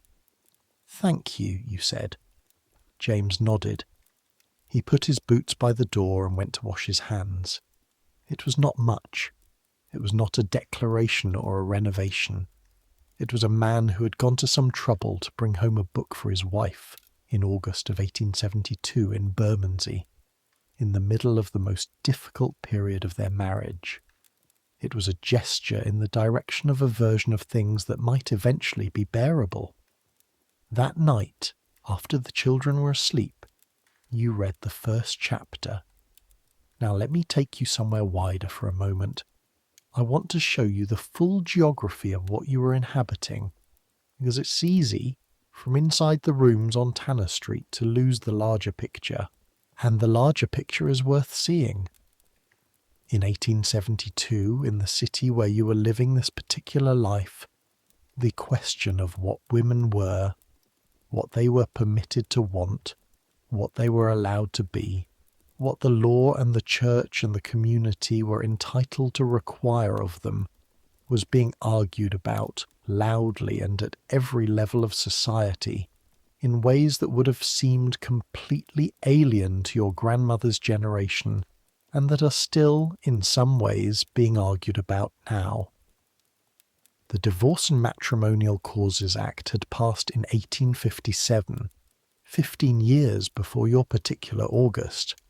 Before 1857, divorce was almost impossible and almost always parliamentary. You needed an Act of Parliament to get divorced, which was expensive and public and reserved for the wealthy and the connected. The 1857 Act created the divorce court and made divorce technically accessible to more people, but the Act was not symmetrical. A man could divorce his wife for adultery alone. A woman had to prove adultery and cruelty, or adultery and desertion, or adultery and incest, or adultery and bigamy. Just adultery was not enough. The law had decided explicitly that the same act had different weight depending on which partner committed it. The reasoning, if you could call it reasoning, was that a wife's adultery threatened the legitimacy of her husband's heirs, had serious property implications, while a husband's adultery was, the law sort of shrugged, unfortunate but not structurally threatening in the same way. The logic was the logic of property. Women, in relation to their husbands, were closer to property than to people in the eyes of the law. Their infidelity was a property violation as much as a personal one. This was not a secret. It was explicit. It was argued by lawyers and judges and written in the law itself. The women who were fighting it, and there were women fighting it, had been fighting it for decades, would continue fighting it for decades more, were doing so against the full weight of a legal precedent and institutional inertia and popular sentiment, which largely agreed with the law even when it didn't use the law's language. In 1869, 3 years before your July, John Stuart Mill had published The Subjection of Women, which argued with clear and systematic logic for the complete legal and political equality of women. It had caused considerable controversy in the kind of circles that read Mill, and virtually no change in the kind of circles that didn't, which was the vast majority of people, which was Bermondsey. Millicent Fawcett was, in 1872, campaigning for women's suffrage. The campaign had been going since the late 1860s, and would continue for another 46 years before it produced the Representation of the People Act of 1918, and another 10 years after that before women voted on the same terms as men. You would not live to see it. You were 27 in 1872. The full suffrage came in 1928. You would have been 83, which was not a realistic expectation in a Bermondsey tenement in the Victorian era. None of this reached you on Tanner Street in any direct form. There was no mechanism by which the arguments being made in drawing rooms in Kensington and lecture halls in Bloomsbury translated directly into the daily reality of a woman at a pump in a courtyard being looked at with calculated coolness by her neighbours. The law changed slowly. Social reality changed slower. Custom changed slowest of all. What you had was your own knowledge of the unfairness, held privately like a coal with your hands cupped around it. It didn't change the temperature of the room, but it meant you knew what fire felt like. The legal question of your marriage in the abstract was this: James could, if he chose, petition for divorce on the grounds of your adultery. He would likely succeed. He would get custody of the children. Courts in 1872 routinely awarded custody to the father, particularly when the mother had committed adultery, and the Matrimonial Causes Act of 1857 had explicitly allowed judges to deprive an adulterous mother of access to her children. He would keep the tenancy, the furniture, what little there was. You would leave with nothing. This was not a threat James had made. He was not a threatening man. But it was a sword hanging by a thread that you were aware of every day, and the awareness of it shaped everything. The way you spoke to him, the way you managed the household, the way you got up every morning and made the fire and put the kettle on and got the children ready. You were not doing these things only from duty or love or habit. You were doing them also because the alternative was a situation you had examined in detail and found genuinely unacceptable. This is not the comfortable version of the story. The comfortable version is the woman who emerges from the crisis with her dignity intact and her inner life uncompromised, who survives the rough music and comes out the other side having learned something valuable about herself and the world. That version is available and it has its own truth. But it coexists with this version, which is the woman who is also afraid, who is also calculating, who is also acting in part from the pragmatic necessity of staying above the waterline. These two things can be simultaneously true. They usually are. You were afraid and you were also resilient. You were calculating and you were also genuinely present for your children in ways that mattered. You were surviving and you were also occasionally very late at night when the building was quiet, lying in the dark next to your sleeping husband and feeling something like grief for the woman you had briefly almost been. The one who sat in the tea shop on Tooley Street and talked about novels and felt for 90 minutes every Wednesday like she was a person with a continuous inner life rather than a function in someone else's household. That woman was gone. She had been gone since the 14th of July. The question that the autumn brought, slow and inevitable, was what was going to be here instead. September arrived. The summer stench from the tanneries began its annual diminishment as the weather cooled, the fermentation processes slowing, the air becoming fractionally more breathable. The leaves in the small square at the end of the street. There were 2 trees in that square, survivors in the way that London's street trees were always survivors, battered and reduced but persisting, turned their tawny October colours ahead of their time and had dropped early, the way London trees often did, as if the city's atmosphere suggested a faster metabolism than the countryside could sustain. Clara started school properly in September, not the ragged school, which she'd been attending for basics and which was fine for what it was, but the national school on Bermondsey Street, which required a penny a week and a proper dress and boots that didn't have holes in them. The boots were the challenge. Clara's last pair had been going for 18 months and had been resoled twice and were technically still functional, if you maintained a very flexible definition of functional. New boots were 9pence from the cobbler on Long Lane if you went to him directly and not to the shoe shop. And ninepence was not nothing, but it was manageable if you moved some things round. You managed it. You always managed it. That was the thing about managing a household on 23 shillings a week. The skill was not in the large decisions, but in the relentless small ones. The hundreds of daily micro-calculations about what could be deferred and what couldn't. What was an investment and what was an indulgence. Where the penny could come from and where it absolutely couldn't go. Clara went to school with new boots and a clean dress and her hair braided properly, and her back straight in the way that children carry themselves when they know they're being sent to a new place, and they're not sure what the rules are yet. You watched her go from the window down the street, the small, serious figure of her turning the corner and disappearing from view. And you felt something that was large and ordinary and not quite sadness. She was 5.5. She was walking into a world that was going to be complicated for her in ways that were partly your fault.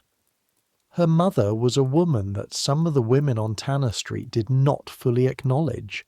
That was going to mean something in the social world of girls, on streets and in schoolyards. Children are the most accurate mirrors of adult social reality that exist. They reflect back, without the social editing that adults apply, exactly what the adults around them think about the people being discussed. Clara was going to encounter, in some form, in some playground conversation, the reflection of what her neighbourhood thought of her mother. It was coming. You could see it coming the way you see weather coming in from a clear sky, still far away but unmistakable. You prepared for it the only way you could, which was to be consistently present and consistently reliable and consistently there, so that when she came home with whatever she came home with, the home she came back to was solid, and the mother at the table was there. Mrs. Staines came again in September, less formally this time, stopping in the street rather than knocking on your door. She asked after the children. She mentioned a charitable sewing circle that met on Thursday afternoons at the parish hall, which accepted women of all, she chose the word carefully, circumstances, and which made garments for hospital distribution. The implication was both sincere and strategic.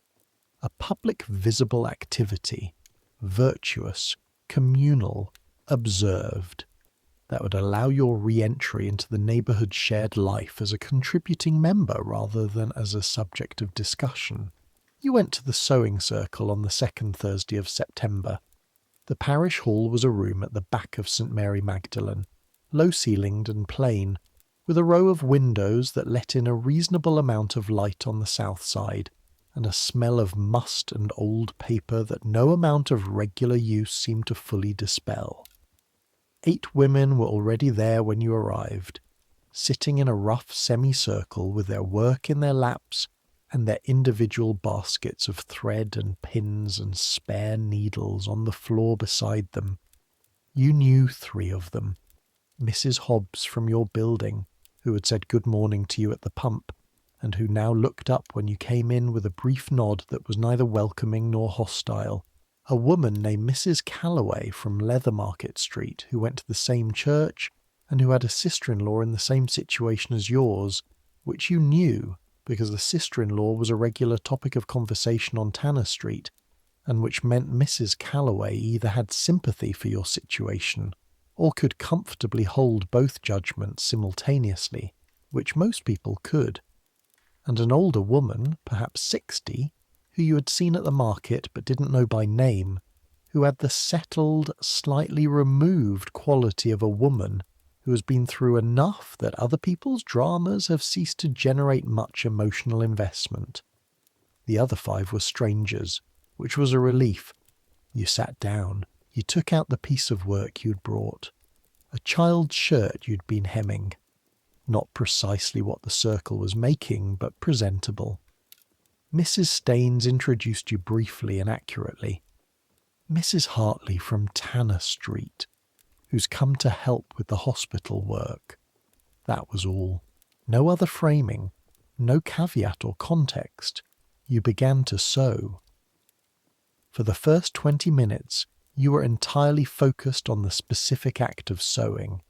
The needle, the thread, the resistance of the fabric, the particular quality of concentration that fine work requires, the way it occupies exactly enough of your mind to prevent the other thing from being loud.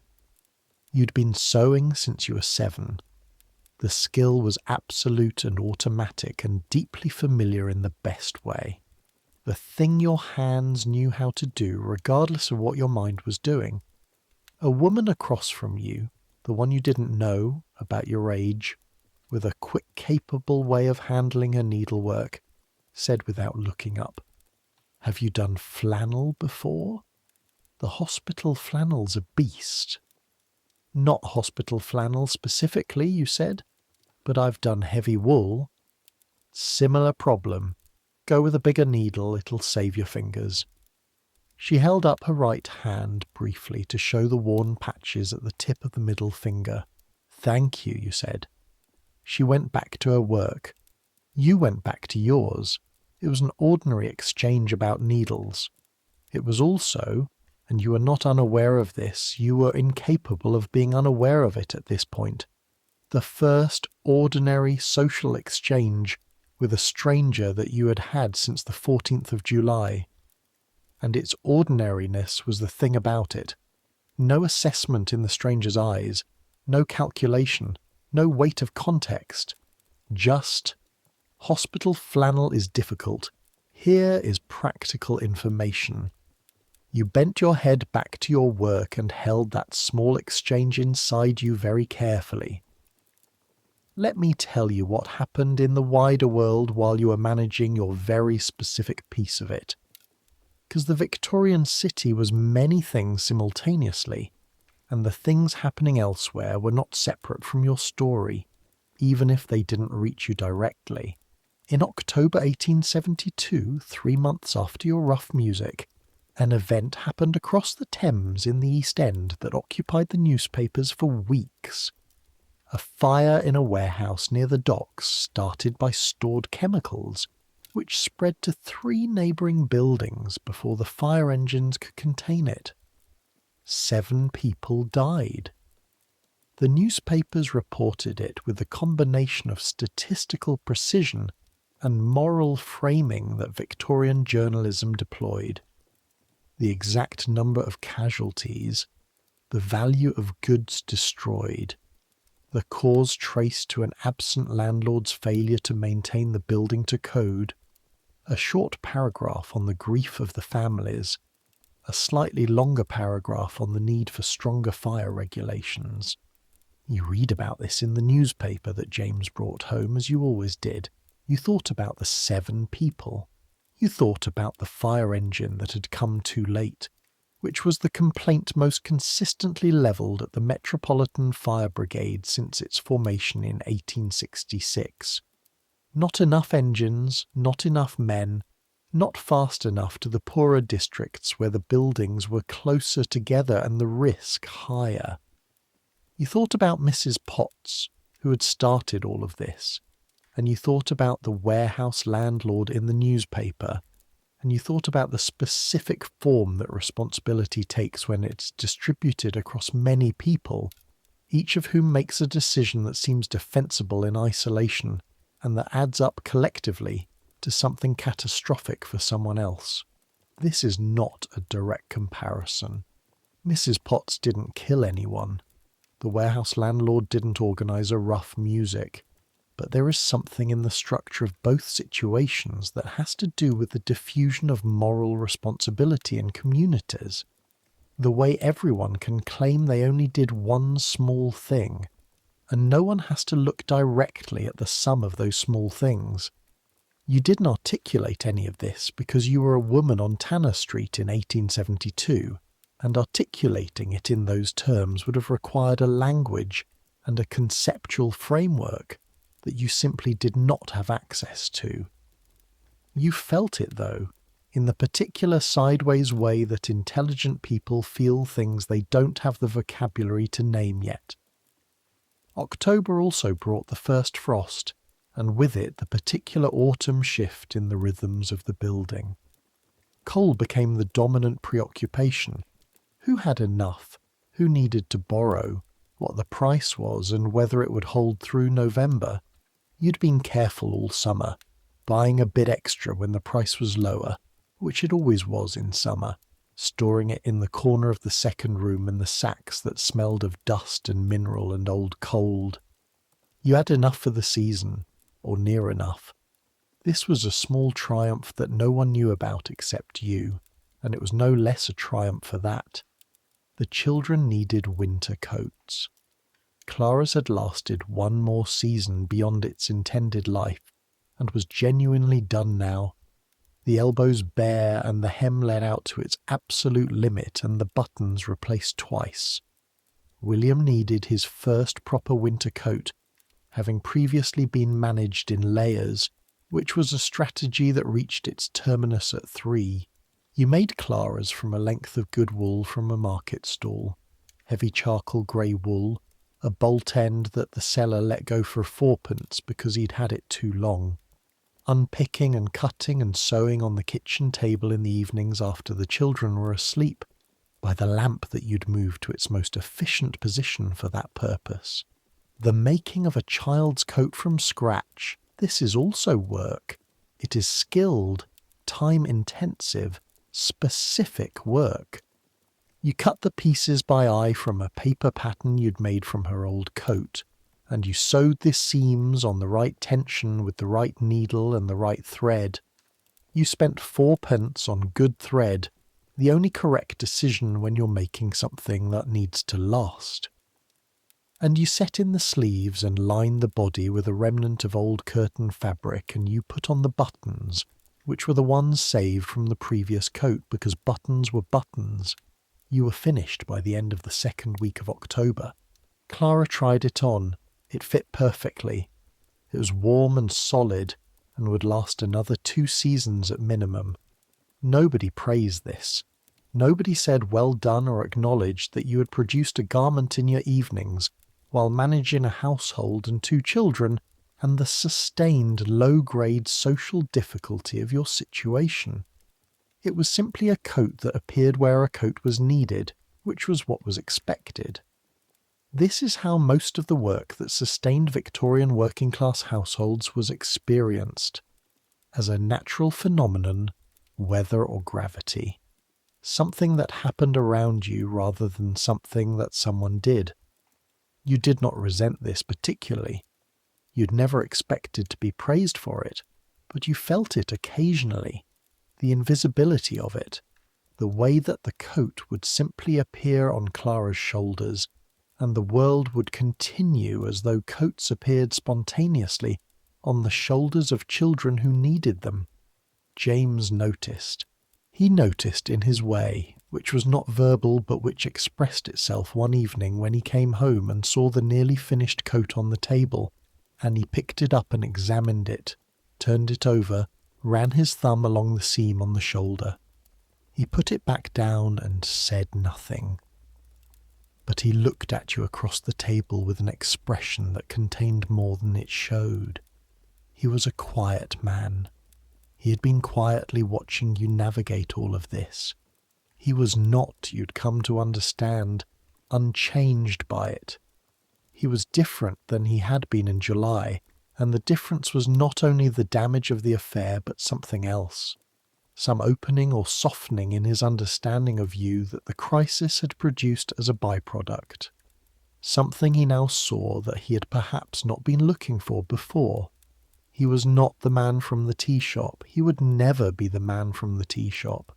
But he was here, in the flat on Tanner Street, with his ink-stained hands and his careful ways, noticing the coat on the table. And that was what was actually here, in the actual world, in October of 1872, and the actual world was where you lived. The winter came. London winters in the 1870s were a specific, textured experience that you have to understand in your body to understand at all. The cold in those years was different from modern cold, or rather the infrastructure around it was different. The buildings on Tanner Street had no central heating. They had fireplaces, one per room for the larger flats, which was your situation. The bedroom had no fireplace. The bedroom was cold from the moment you lit the kitchen fire until you moved the portable brazier through, which you did in the evenings for an hour before the children slept, and then moved back because the coal had to last. The cold crept in through the window frames, which didn't fit perfectly and never had, and through the floor, which was bare boards over an unheated space below, and through the walls, which were single-layer brick with a decade's worth of thin plaster that had done its settling and cracking and was no longer performing its thermal function particularly well. The cold in the bedroom in January was the cold of a room that has not been warm at any point since October. You slept in your clothes in December and January, not the outer clothes but the inner ones, the stays and the petticoat under the nightgown. The children slept in their vests. Everyone slept close together, which was a thermal necessity as much as anything else. William routinely ended up in the middle of the bed between you and James by 2 a.m, having migrated from his own small pallet in the way toddlers migrate, which was simply through persistence and the application of small cold feet. The cold made everything harder. The morning fire took longer to light when the coal was damp, which it often was in January because the coal shed in the yard was not weather-tight. The water in the basin froze once in late January, a proper freeze, a thin skim of ice that you broke with your fist, the shock of it running up your arm, and you stopped putting the basin out at night after that, kept it on the floor by the bed where the slight warmth of sleeping bodies kept it from freezing entirely. The tannery smell diminished in winter, which was one of winter's genuine gifts. The cold slowed the fermentation in the tanning pits, reduced the volatility of the chemicals, thinned whatever it was that came off those pits in summer, and hung in the air of the neighbourhood like a membrane. In January you could occasionally open the window for 5 minutes, and what came in was cold and coal-smoky and slightly metallic, but something like clean. Clara got a chest cold in February that went to her lungs and kept her off school for 10 days. This was the kind of thing that happened in Bermondsey winters. This was the kind of thing that, in some households, in some winters, went further than it needed to and produced consequences that nobody permitted themselves to think about fully. You kept her warm, which required using coal at a rate that shortened your reserves by a week and a half. You boiled eucalyptus in the pot, a folk remedy your mother had used and which you had no evidence worked but which smelled of something other than sickness. You sat by the bed at night and listened to her breathe, the particular listening of a parent whose child is ill, absolute and continuous, calibrated to every variation. She recovered.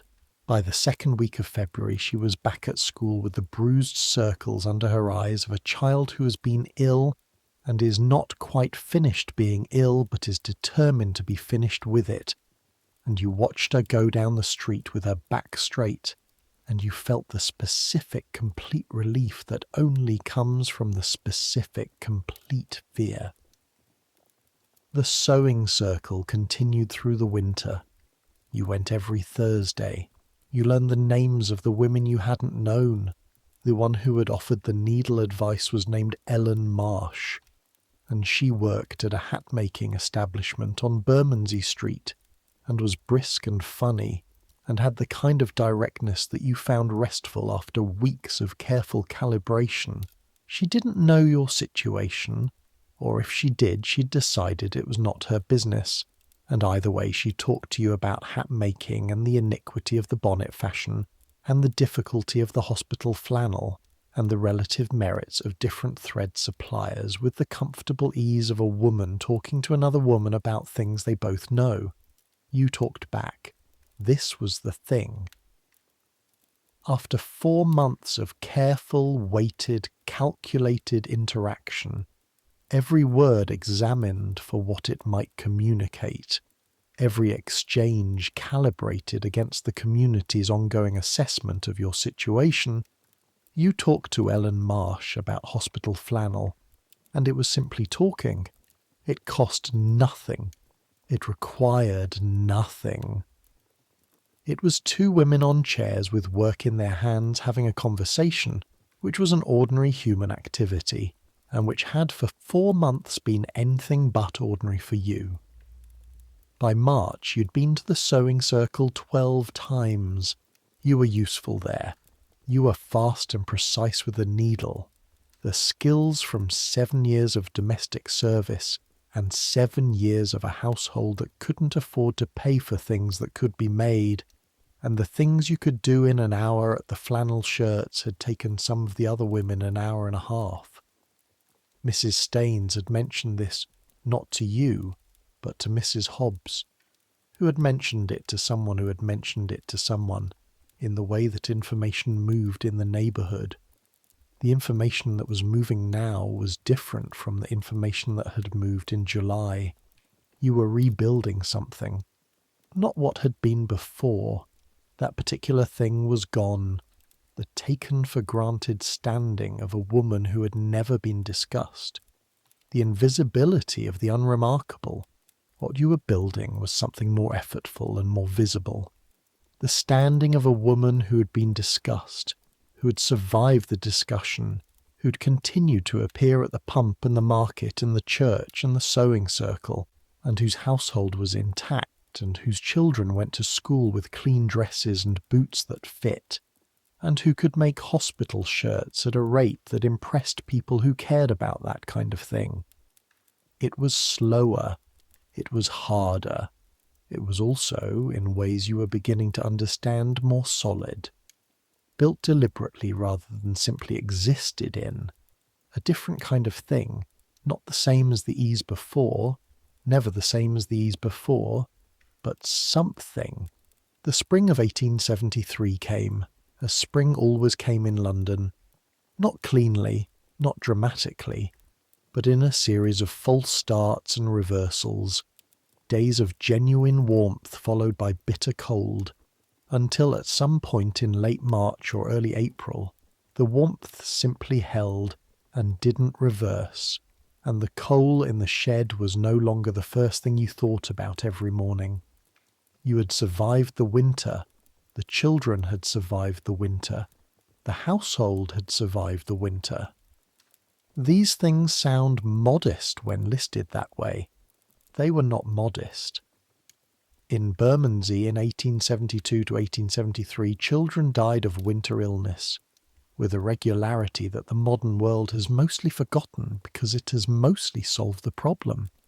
Clara's chest cold could have been worse, was worse for some children on the street.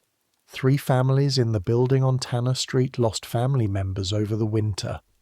1 elderly woman from the first floor who had been failing since autumn, 1 infant from the top, and a man of middle age on the 2nd floor who'd had the cough for 2 years, and from whom, by December, no one had been expecting full recovery.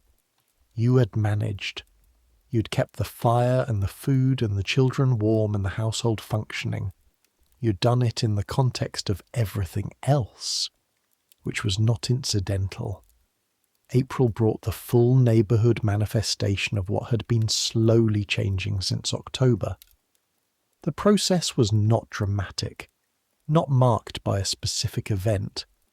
It was the gradual, incremental way that communities absorb and move past things when the conditions are right. The thing happened, it was addressed. The household survived, life continued, other things happened, and the original thing began to recede into the background of the neighbourhood's ongoing story. Mrs. Potts stopped her pointed silences at the pump. This was not forgiveness, and it was not friendship. It was simply the cessation of active hostility, which is its own thing and has its own value. She spoke to you eventually at the beginning of April about a mundane matter, The landlord's failure to fix the gutter on the east side of the building, which was causing water to run down the outside wall and into the lower rooms when it rained. She had a practical grievance, and you were there, and the grievance was more important than the hostility. You discussed the gutter. You agreed it needed addressing. You moved on. That was the turning. Not a single moment, but that conversation about a gutter in April 1873 was perhaps as close to a single moment as the turning had. Mrs. Hobbs, who had maintained her careful neutrality all winter, began, in April, to speak to you in a way that suggested the neutrality was shifting towards something warmer. Not dramatically, but she started to ask about the children, which she had not done since July, and the question had the quality of genuine inquiry rather than surveillance. The wider street was slower, but moved. Mr. Dorcas, who had led the rough music and who had the specific authority in the neighbourhood that men who lead things have, did not speak to you directly for 6 months. In April he nodded at you in the street. It was a nod. It was not a restoration of anything, but it was an acknowledgement of your continued presence, which was a kind of recognition. You were not restored to what you had been. Let me be clear about that, because the storybook version of this would end with the restoration, a return to the status quo ante, the neighbourhood having completed its ritual, and the life having returned to its previous form. That's not what happened. What happened was something more complicated and less satisfying and more real. You were a woman who had been publicly shamed and who had survived it. Those two facts coexisted permanently now, neither one cancelling the other. You were the woman from Tanner Street who had been caught out, who had had the rough music, who had stayed and rebuilt and was still here a year later with her household intact and her children in school and her Thursday afternoons at the sewing circle. The first part of that sentence didn't go away, but the rest of it came to surround it, and surrounded, it became less total, less defining. Some women who had the rough music done to them did not survive it in the ways that mattered. Some left the neighbourhood and were never heard from again. Some turned to gin, which was always there, always available, always 1 penny away from a different kind of forgetting. Some marriages that were already under stress did not survive the additional weight, and the women ended up in the situation that you had been most afraid of, without the tenancy, without the wages, without the structure that stood between them and the workhouse. You knew this, having watched it happen to others. You knew how close the margins were. You knew that the difference between your outcome and those outcomes was partly your own choices and partly James's specific character, his quietness, his containing of his anger, his instinct ultimately to stay, and partly luck, pure and simple. The same luck that had let Clara's chest cold stop at a chest cold rather than going further. The luck that was available or not, largely regardless of what you deserved. In May, you went to the borough market on a Thursday morning, and you bought a small bunch of flowers from a woman who sold them from a basket near the entrance. Violets. They cost a halfpenny. They were not a practical purchase. They were not justified by anything except that they were there, and it was May, and you had managed a whole winter, and the violets were purple and smelled like something that happened before the tanneries. You put them in a cup on the windowsill, and they were there for 4 days before they went over. And during those 4 days you looked at them every morning when you lit the fire. Clara asked what they were. Violets, you said. Why do we have violets? Because it's May, you said.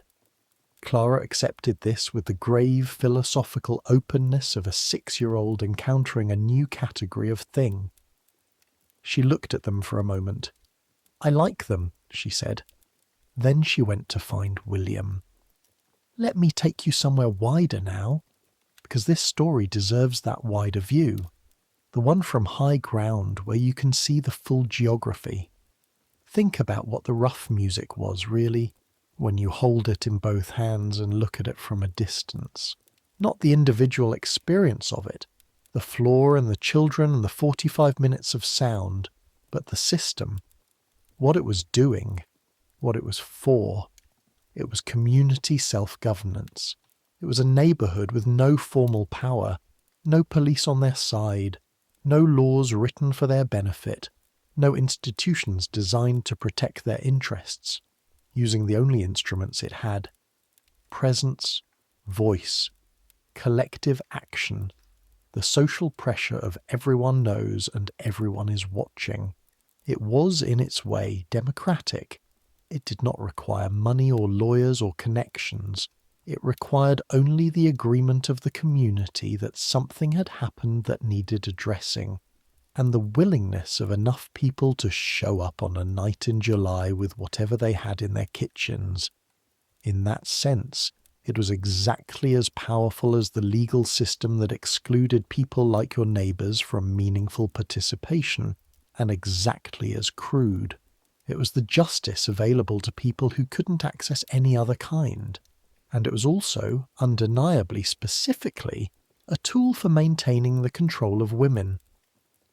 Of all the things that triggered the rough music, the wife-beaters, the misers, the men who remarried too fast, the adulterous wife was the most classical, the most reliable, the one that produced the largest crowds and the longest performances. The wife-beater's rough music, when it happened, was often half-hearted, complicated by the male solidarity that running against a man always complicated. The adulterous wife's rough music was typically thorough. This asymmetry was not coincidental.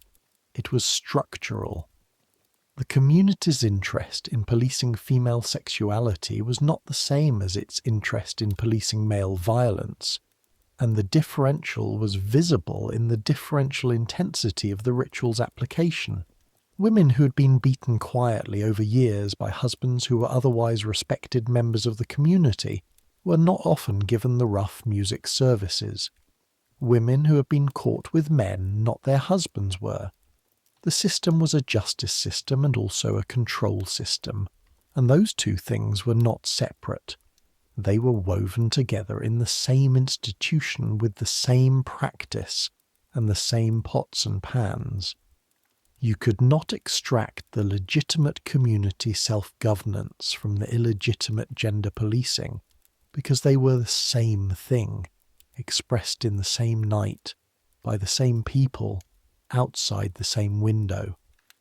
Mrs. Staines knew this. You understood, in retrospect, that the careful way she had framed her first visit, "I'm not here to discuss the circumstances that led to last night," was not just pastoral discretion. It was an acknowledgement that the ritual you had been subjected to was not unambiguously righteous, that the woman on the floor with her children was not straightforwardly deserving of it, that the community's justice and the community's cruelty were uncomfortably entangled in this particular case.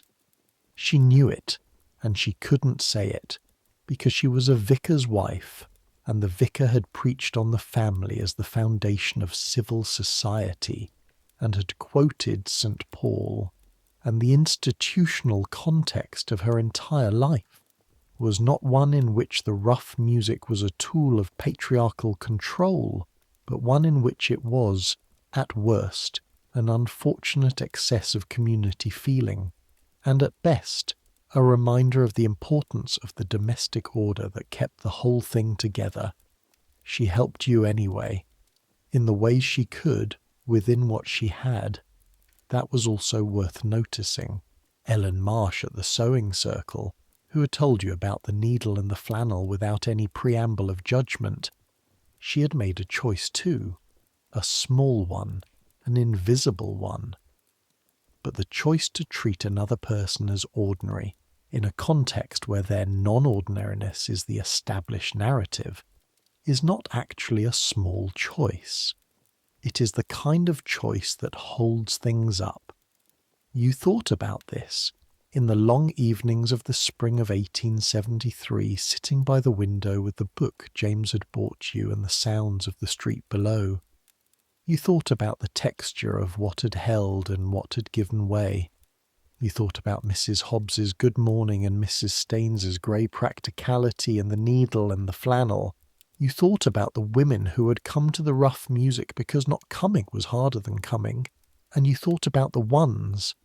There must have been some, you thought there had been some, who had come and felt badly about it afterward, in the specific way you feel badly about things you participated in because the social gravity was too strong to resist. You thought about your mother, who would have said, "Think clearly." And you had.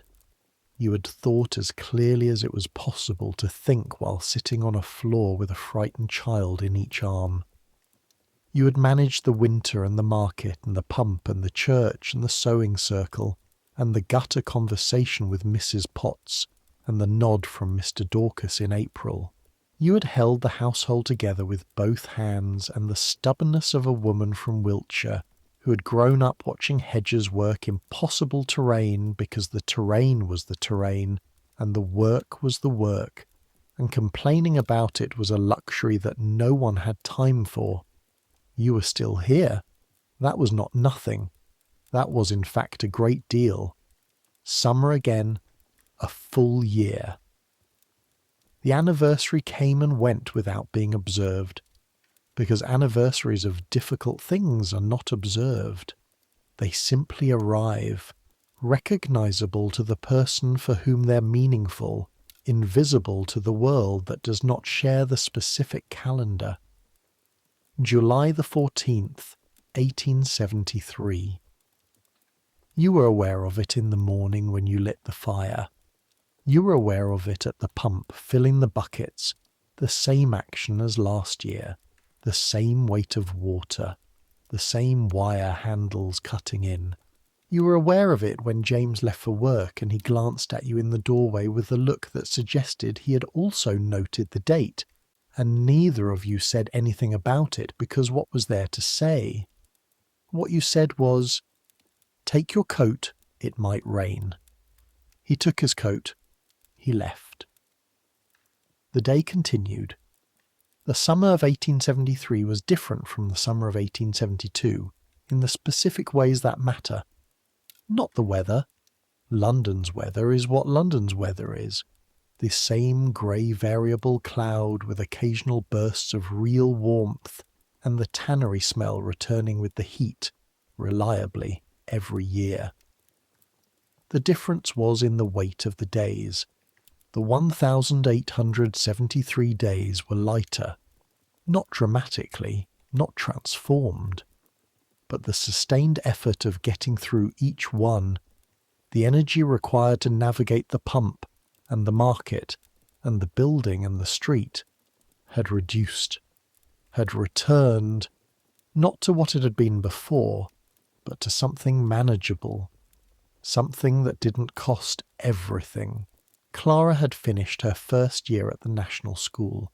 She could read with confidence and was beginning to write with a precision that her teacher, a young woman named Miss Fenner, who had strong opinions about handwriting, had noted in a note sent home in June. The note said Clara was doing well, which was one of those formal understatements that actually meant, "Your child is a credit to herself," and in the code of Victorian teaching that meant a great deal. Clara at 6 was developing into the person she was going to be, and the person she was going to be was serious and observant and stubborn in the good way, the way that people are stubborn when they have decided on something, and the decision is correct and they are not going to be talked out of it. She had your mother's quality, you thought, the quality of a woman who was formed from bedrock rather than topsoil. William at 4 was entirely himself, which was cheerful and physical, and in constant motion and requiring a level of attention and energy that was its own daily athletic event. He had James's hands. You noticed this, the precise, careful way he handled small objects, fitting pieces together, building things with the scraps of wood that James brought home from the print house in his pockets. James did this deliberately. He'd been doing it since March, the small pieces of woodblock scrap from the print room, and he had spent Sunday afternoons showing William how to stack and fit them, the two of them on the kitchen floor with the wooden blocks. You watched this on those Sundays, and you did not analyse it, and you did not perform gratitude for it, and you did not make it more than it was. It was a father and his son on a Sunday afternoon in a kitchen in Bermondsey, and it was real, and it was here, and it was enough to look at. In August, you went back to the Borough High Street for the first time with any deliberateness, since July the 14th of the previous year. Not for Draycott's. Draycott's had passed from your life entirely, and that passing was not grieved. That particular chapter was sealed and done. You went for the market stalls on the High Street, the ones that were more varied than the borough market proper, and where you could occasionally find things that were harder to get elsewhere. You walked past Draycott's without looking at it. You felt the effort of not looking at it, the conscious choice of it. You made that choice and you kept walking. The High Street was itself, the usual density of Victorian commercial life, the shop fronts and the barrows and the people moving in the particular compressed, purposeful way of people on a busy London street in the afternoon. You bought a length of cotton from a stall. You bought a small pot of decent jam, the treat that came with the summer months when the market prices came down and the treat was budgetable. You went home through the back streets you knew well, the route that added 5 minutes but avoided the worst of the street peddlers. You were back on Tanner Street by 3. The children were with James's sister, a Thursday arrangement that had resumed in the spring when it became clear that the sister's initial distance was circumstantial rather than permanent. You had 2 hours. You sat at the kitchen table and you read 50 pages of North and South, which James had found the second volume of somewhere, in the way he occasionally found things without explaining where. You sat in the July afternoon with the street noise coming through the window and the tannery smell at its midsummer peak and the book in front of you, and you read. This was your life, these rooms, this street, this marriage that was slowly, with neither of them saying so, becoming something new in the aftermath of the crisis that had broken the old one open. This community that had done what it did, and with which you were now, for better and worse, in a permanently different relationship. These children who were growing into people you found genuinely interesting, which was not something anyone had told you to expect, but which you were finding to be true. It was not the life you had imagined, but imagined lives are fictions.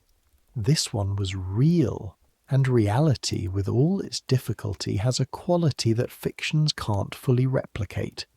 It actually happened. It is permanently in the record. Clara's back straight going around the corner to school. William's hands fitting pieces of wood together on the kitchen floor. The violets in May. The book in August. These things happened. They were enough. Now I want to tell you something about the women you never hear about. Agnes Hartley's story. Her specific story, the rough music and the winter and the sewing circle and the violets, did not make the newspapers. It did not make the official records. It exists, if it exists at all, only in the kind of sources that historians spend careers digging through. The parish records that record births and deaths and marriages, the workhouse admissions registers that record who came through and when, the court records that occasionally note the existence of a charivari when it went wrong enough to require police attention, which most of them didn't, because they were too organised and too community-sanctioned to be easily criminalised.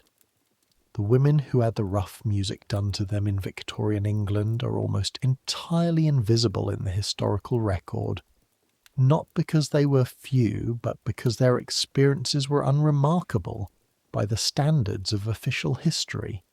They were ordinary. They were the texture of life in a working-class neighbourhood in the 1870s, the kind of thing that happened with enough regularity that it didn't require noting down except when something exceptional occurred. Some of them survived it the way Agnes did. Some didn't.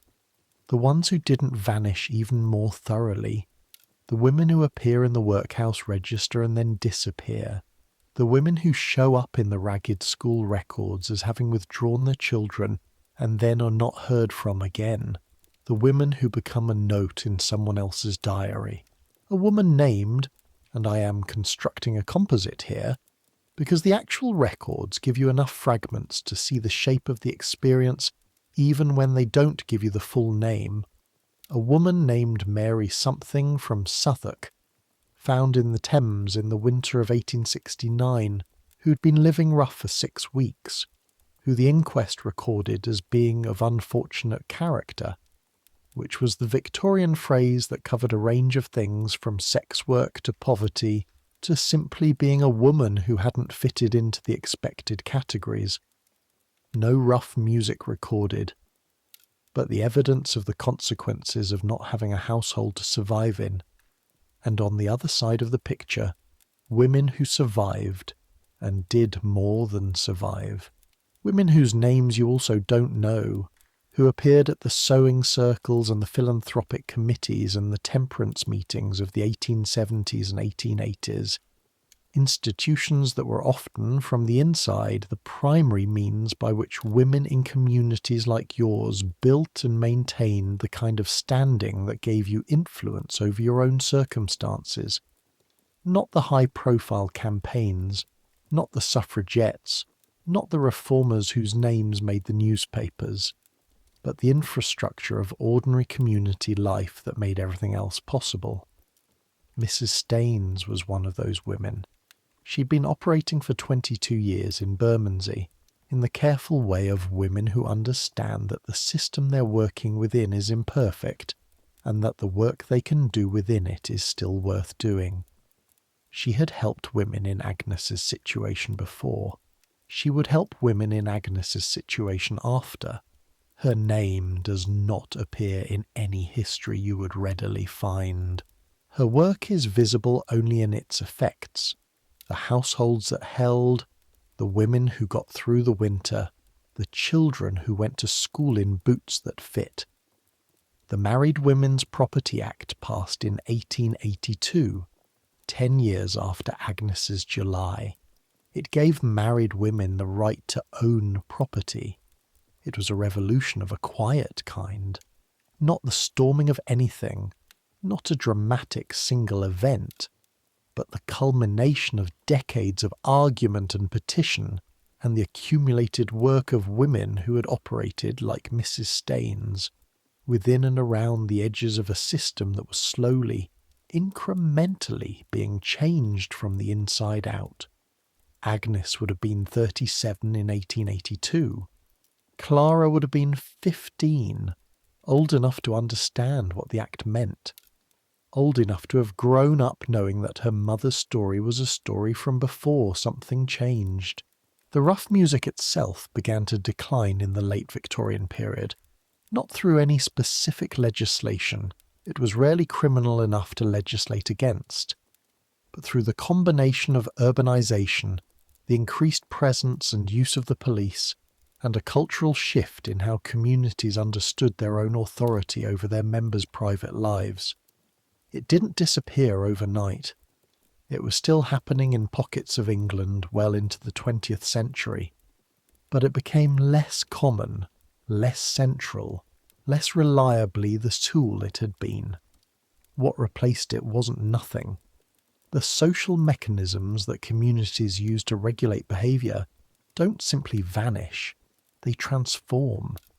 They become gossip, or they become the social services, or they become the school head mistress calling the parents in for a meeting.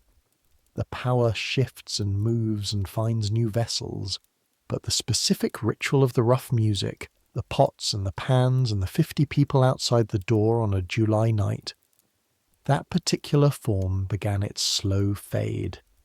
It faded too late for Agnes, but it faded. Let me come back to you now. Back to the room on Tanner Street, because that's where the story lives in the end. Not in the Acts of Parliament and not in the historical analysis. In the room. It's an evening in autumn, the first real autumn of your second year, which makes it 1873. The fire has been lit and the children are asleep in the inner room. Clara in her own small pallet now, William having been graduated from his mother's bed to his own at the beginning of summer, with a negotiation that took 3 weeks and a rabbit toy that you sewed specifically for the purpose. The room is warm in the way that a room with a good fire is warm, which is partly temperature and partly something else, some quality of the firelight that has nothing to do with thermometers. James is in the chair by the fire. He's reading. An actual reading. The newspaper. The eyes moving. The occasional pause at a particular story.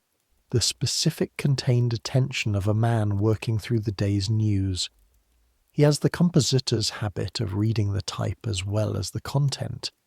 You have noticed, occasionally he will point out an error in the setting, not to the air but to you, across the table, because you are there and because you understand what he means when he says the foreman would never have let that through. You're at the table with your work, a shirt collar, ordinary mending, nothing interesting. Your hands move automatically, the needle and thread as familiar as breathing. Outside, Tanner Street does its evening things. The sounds of it, the carts thinning out, the voices of people coming home, the distant bells of St. Mary Magdalene striking 8, which you count without deciding to count, are the sounds you have lived with for 4 years now. They are familiar in the same category as the tannery smell. They are what the air sounds like. You finish the collar, you set it down on the table. You look at the fire for a moment, the way you look at fire when you're not thinking about anything specific but just letting the mind rest in the light of it. James says, without looking up from the newspaper, Merton's wife is expecting. I know, you say. She told Mrs. Hobbs. A moment of shared awareness of the information network of Tanner Street, which is thorough and efficient and a fact of life. Third one, James says. Third one, you agree, that's all. A brief exchange about a neighbour's third pregnancy. The kind of conversational exchange that happens between people who share a life. That means nothing individually and collectively means. We are here, in this room, together, noticing the same things about the world around us. You pick up the next thing that needs mending. A pair of James's work stockings worn through at the heel in the specific way that printers' stockings always wore through, from the standing. You thread the needle again, the fire settles, the city outside continues. You are here. You've been here through everything. The July night, and the 45 minutes on the floor, and the long winter, and the church, and the pump, and the market, and the sewing circle, and the 50 pages of North and South on a Thursday afternoon in August, and the gutter conversation with Mrs. Potts, and the violets in May, and the coat in October, and the mending on an autumn evening while the fire burns and the children sleep on the other side of the wall. You've been here through all of it. This is the thing about surviving that is rarely said because it sounds too modest. You don't emerge from the other side of a hard thing as someone different, transformed, elevated. You emerge as yourself, slightly more worn, slightly more knowing, still doing the mending, still at the table, still listening to the street. The person on the floor with her children in July was also you. She was not a victim you, not a lesser version. She was just you, in a hard moment, doing what was possible, which was to keep her arms around her children and breathe in and out until it was done. The person at the table now is also you. The same needle, the same hands, a bit more roughened than they were in July of last year, the skin on the fingertips a bit harder, the calluses that come from needlework and cold mornings at the pump a bit more settled. The same ability to make a thing that was needed, the coat and the shirt and the stockings mended, the meals cooked and the children washed and the fire kept and the arithmetic managed and the days gotten through. That capacity didn't leave in the crisis. It held through it. That was not small. The night comes on. James finishes his newspaper and folds it and puts it on the floor by the chair and stretches. The specific stretch of a man who's been sitting in the same position for too long, the shoulders going back and the neck cracking on one side. Bed, he says. In a minute, you say. He nods. He goes through to the inner room, stepping carefully past the children's pallets in the dark the way he always does. The practiced navigation of a man who has done this 4 years without waking anyone and has the muscle memory for it. You sit for a little longer. The fire is going down. Not out.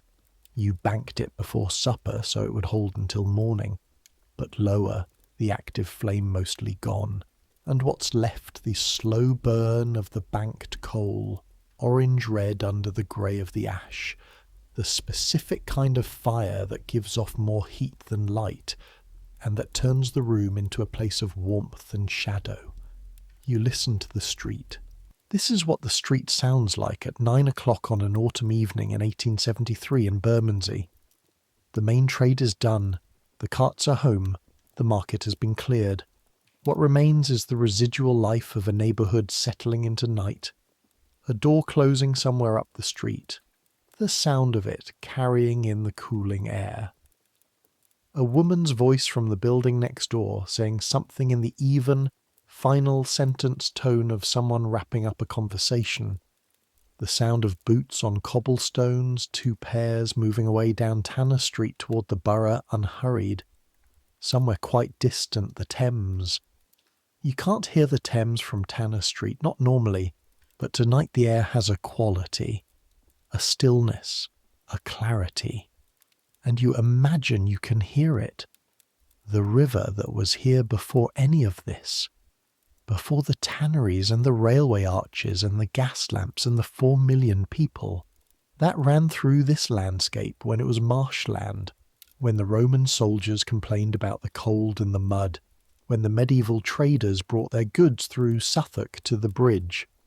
The same river running in the same direction, regardless. You think about Clara going around the corner to school, her back straight, her new boots. You think about William's hands fitting the pieces of wood. You think about James at the pump in the dark at 5 in the morning, filling the buckets without saying anything about it. You think about the woman at the sewing circle and the needle and the flannel. You think about your mother who said, "Think clearly." You've been thinking clearly for a year. It has been, by many measures, the hardest year of your life, and it has also been, in some of its specific moments, the May violets, the August afternoon, the autumn evenings with the fire going down and the children asleep, something else too. Something that has a quality of being fully inhabited, of being, in the way that the hardest things sometimes make possible, entirely present in your own life. This may be the only benefit of a hard year, the presence, the knowing that this is real, that you are here, that the hands on the mending are your hands and the fire is your fire, and the children asleep are your children, and the man in the inner room is your husband, and all of it, with its compromises and its costs and its unexpected small graces, is yours, not the life you imagined. Real, though. Real is enough. You set down the stockings, not finished. You'll do the rest tomorrow. But enough for tonight. You sit for one more moment in the warmth of the dying fire, the autumn street outside, the city beyond it doing what cities do at 9 o'clock, which is the same as it has always done and the same as it will always do, regardless of what any individual life inside it looks like. 4 million people, all of them inside their own evenings, all of them with their own fires going down, their own children asleep, their own hard years and ordinary moments and the texture of their specific days. The merchant in his house in the city, with his good coal fire and his well-made furniture, and his awareness, if he has it, of how much of his comfort is built on the labour of people he will never meet. The waterman pulling his wherry in off the river for the night, tying up his boat in the dark, the cold coming off the water, the smell of the Thames on everything. The woman in the ragged school in Whitechapel still there at 9 o'clock, teaching adults to read by a lamp that's going dim. The woman at the borough market who will be back at 4 in the morning to start setting up. The woman in the workhouse who will not sleep well, in a room that is warm enough and nothing more than warm enough. All of them here, all of them in their own versions of this, all of them doing what it takes, which is always just the thing in front of them, one thing after the next until the night is over and the day begins. You get up from the chair, the room in winter, you going through the dark to the inner room, stepping over the loose board, the third one from the left, the one that makes a sound if you step on its edge. You know which boards to avoid in this room, in this flat, in this building, the knowledge of it so automatic that you navigate it without thinking. The specific muscle memory of home. Clara doesn't stir. She is deep in whatever 6-year-olds dream about, her face entirely still in the faint light from the window, her hair dark against the pillow, the rabbit toy tucked under her chin. William is on his back with his arms out, the specific star-shaped sleep of a toddler, one fist still loosely closed around nothing. You stand in the doorway for a moment. This is the moment that happens, if you let it happen. The moment at the end of a day when you look at the sleeping children and feel the specific, wordless fullness of it. Not sentimentality, something more complicated. The knowledge that these particular people, these specific faces are your specific responsibility and your specific love, and that the fact of them, their existence, their continuation, their presence in these palettes, in this room, in this city, is the thing that you have managed all of this for. Not only for. You had your own reasons, your own survival, your own refusal to be destroyed, but for them, too. In the cold morning at the pump, and the careful arithmetic, and the market on Fridays, and the Thursday sewing circle, and all of it, they were here, in the middle of it, the weight that held the whole structure to the ground. Clara's breath, William's fist, the cold of the room, and the slight warmth from the banked fire coming through the partition. You go to bed. The cold hits you as you lie down, the specific cold of sheets that haven't been warmed, and then the slow warmth of your own body returning to the bed, filling the cold with you, and then James's warmth at the other side, the heat of him, the familiar shape of another person in the dark. This city outside your window is doing what it does. It will still be doing it when you wake up. The bells at 6, the cart on the cobbles, the pump in the yard, the children needing breakfast and the fire needing lighting and the day needing to be gotten through. All of that is coming, It's already there, in the hours ahead, waiting. But right now, in this moment, there is just this. The dark and the cold sheet going warm, and the breathing of your husband, and through the wall the breathing of your children, and the last of the fire in the kitchen, and the street outside making its quiet nighttime sounds. Centuries from now, Tanner Street will be different. The tanneries will be gone. They started declining in the late Victorian period and were mostly finished by the early 20th century, the industry dying along with the demand for the processes it used. The buildings on Tanner Street will be gone, replaced and replaced again, the usual urban metabolism. The borough will be unrecognisable in some ways and recognisable in others, the way cities are, the geography holding and the buildings changing and the river unchanging underneath. The pump in the yard is gone. The rough music is almost gone. The laws that made your life as precarious as it was have been changed, imperfectly, incrementally, by women and men who did the quiet work of changing them over the decades that followed your July. There are still women whose lives are made difficult by the communities they live in. There are still communities doing versions of what Tanner Street did in July of 1872. The mechanisms are different, the instruments are different, but the function of social pressure and public shaming and the regulation of women through community judgment is not a Victorian invention and did not die with the Victorian era. It adapted. The way things that serve a structural function always adapt. But things changed. Some things changed. The margins shifted. The laws were rewritten. The options available to a woman on a street like Tanner Street multiplied over the decades. Slowly, not fast enough, never fast enough, but they multiplied. You were part of the world that made that change possible. Not because of anything you did that was remarkable. Because you were there, living the life that demonstrated what needed to change. Contributing to the slow accumulation of evidence that eventually moves things. Because your daughter Clara grew up watching her mother navigate an impossible situation with her back straight, and Clara's daughter would grow up with slightly different laws than Agnes lived under, and her daughter slightly different again.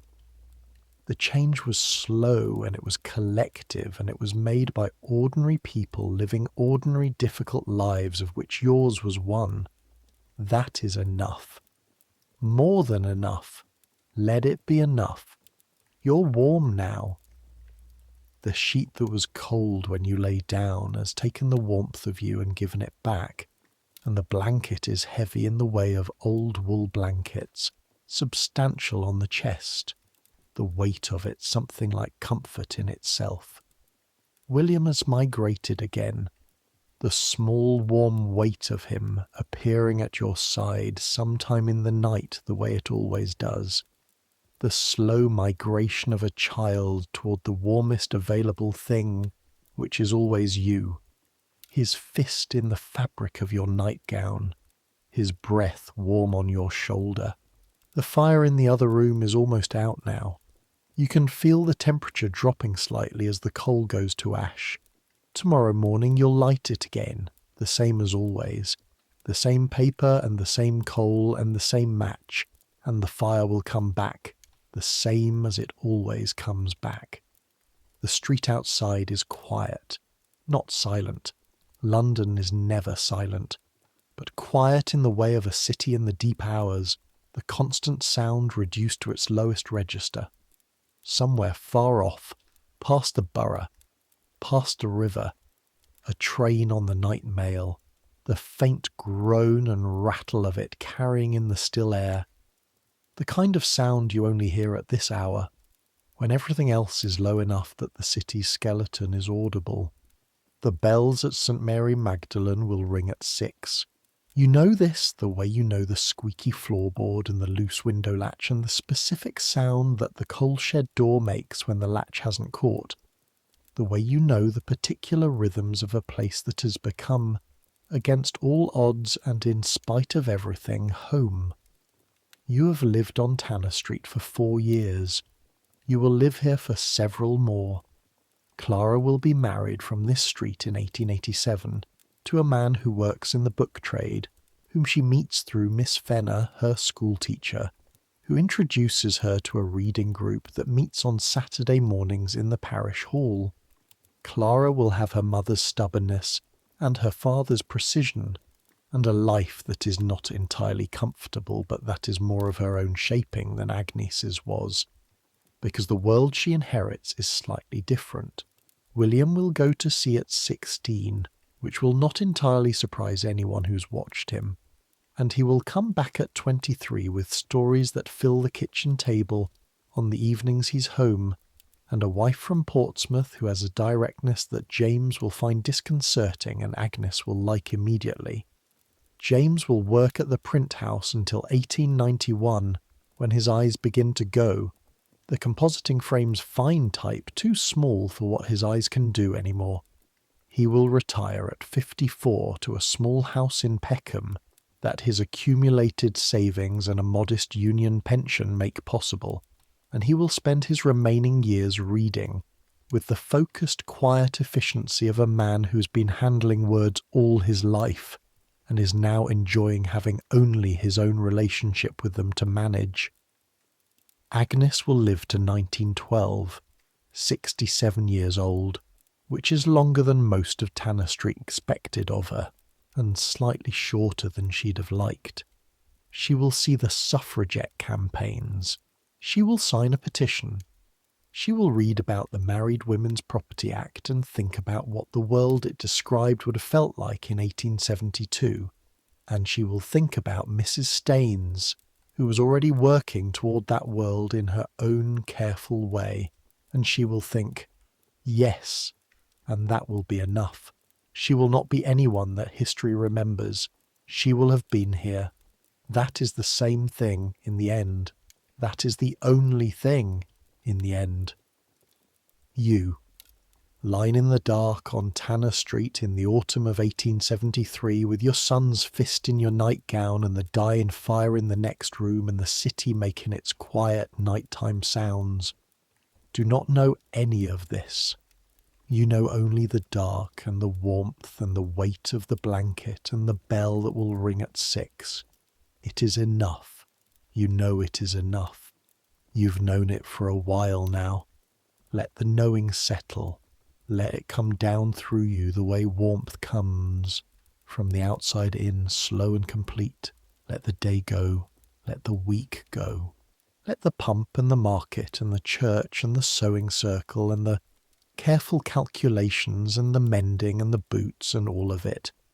Let it go until tomorrow, when it will be there again, the same as always, the same as every day, the same as all the days ahead. That's tomorrow. Right now is just this room, this darkness, this quiet, the breathing of your children, the breathing of your husband, the last warmth of the dying fire, the street outside, doing what streets do in the deepest hours. You have been here through everything. You are still here. You will be here tomorrow. That is all it ever needed to be. Let sleep come now, the way it comes on autumn nights when the cold has come in, and the fire has done its work, and the body has been tired enough and honest enough and present enough. The way it came to Agnes Hartley on Tanner Street in the autumn of 1873, not as an escape, but as a rest, the deep, deserved, ordinary rest of a person who has done everything that the day required, and is done, and is warm, and is here. Let the city recede. Let the tanneries go quiet. Let the river carry on without you for a few hours. Let the bells wait.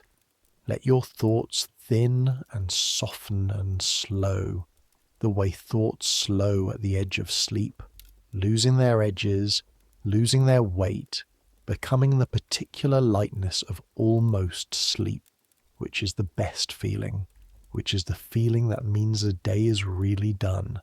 You're warm enough, safe enough, here enough. Let it all go now. Let the darkness have the room. Let sleep have you. You've more than earned it. There is one more thing I want to tell you before sleep fully takes you.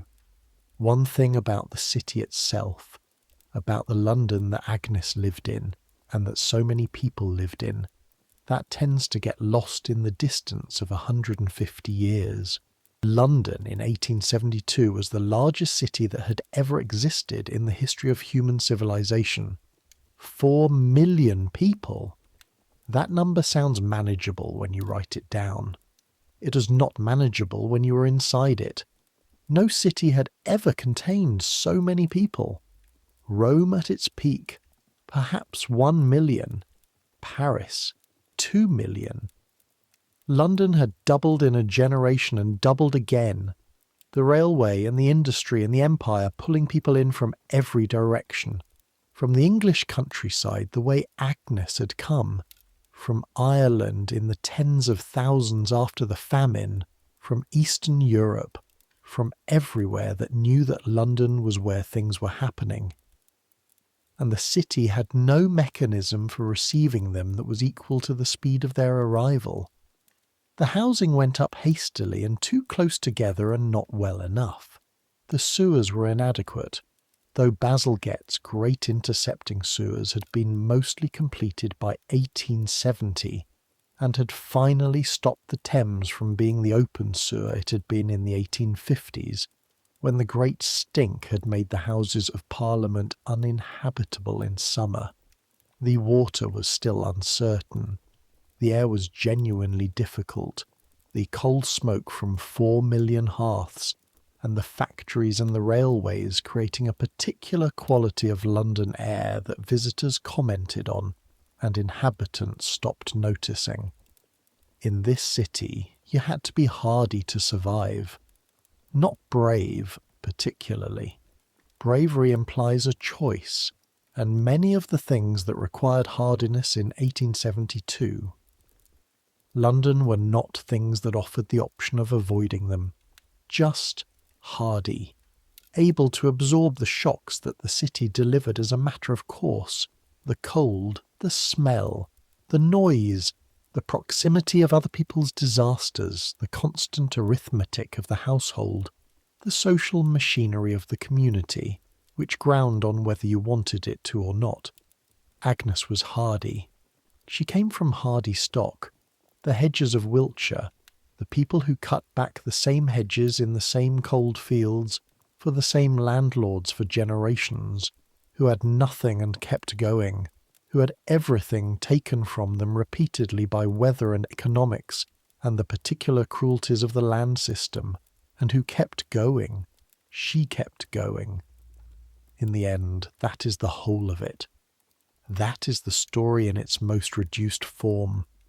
A woman in Bermondsey in 1872, in a 2-room flat above the tanneries, who kept going, through the July night and the winter and the spring and the summer again, through the pump and the market and the church and the sewing circle, through the mending and the fire and the arithmetic and the long ordinary evenings, she kept going. And in keeping going, she was doing the most revolutionary thing available to her in her circumstances, which was to refuse to be destroyed by them. Not loudly, not in a way that would have looked revolutionary from the outside, in the completely invisible way that most of the actual revolutionary work of ordinary life has always happened and always will happen. Quietly, privately, in the mornings and the evenings, in the small decisions that no one sees and that collectively constitute a life. The city is quiet now. The fire is ash. The children breathe. The street is still. Sleep is here. Take it. I keep coming back to that floor. The boards under you, the hard specific boards of a 3rd-floor flat in a Bermondsey tenement, 1872. They had been laid when the building was built, which was sometime in the 1840s, and they had been walked on by every person who had lived in those rooms since then. They had the particular quality of old floorboards, not smooth, not rough, something in between. the grain raised slightly where moisture had gotten in and dried out over the years, the occasional nail head standing up a fraction higher than it should, the cold coming up through them from the unheated space below. You'd sat on that floor before the rough music. In the specific way that people sit on floors when they're playing with small children, cross-legged, comfortable, the floor as normal furniture. You had sat on it with William in his first months, when the easiest place to be with a baby was the floor where he couldn't fall. You'd sat on it to pick up dropped things. It was an ordinary floor. On the night of the 14th of July, you knew every inch of it. The way the boards met where one was slightly wider than the others. The small dark stain in the corner from something spilled and imperfectly cleaned years before you arrived. The board that had a slight flex in it, a millimetre of give when you put your weight on it. You felt all of this while the noise came through the walls. The body registers what the mind is too full to register, catalogues the immediate physical reality in extraordinary detail while the larger event proceeds, as if trying to record what it can, to hold on to what is solid, while the intangible is falling apart. Clara's hair. She still had her plaits in from the morning. You hadn't undone them at bedtime. You'd been tired. It had seemed like it could wait until tomorrow. The plaits were slightly loose by that evening, strands escaping at the temples, and her head was against your shoulder, and you could feel the specific texture of those loose strands against your collarbone. William's knee, hard and angular, pressing into your thigh where he'd wedged himself in. Small children's knees are surprisingly bony. William's were the bonier of the two, the knobbed kneecap of a 3-year-old pressed into you with the complete unconscious selfishness of a frightened child claiming his mother. The smell of the room, coal smoke from the banked fire, the faint residual smell of supper, bread and dripping, you had made bread and dripping that evening, and the fat had a specific smell that still hung in the air, and underneath it the Bermondsey baseline of tannery chemistry, and underneath that the smell of children, which is different from the smell of adults, warmer and slightly sweet even when they need a wash, which they always slightly needed. The sound of James's breathing from the chair, the specific rhythm of it, not the rhythm of a man at rest, not the long, slow breathe of sleep or calm.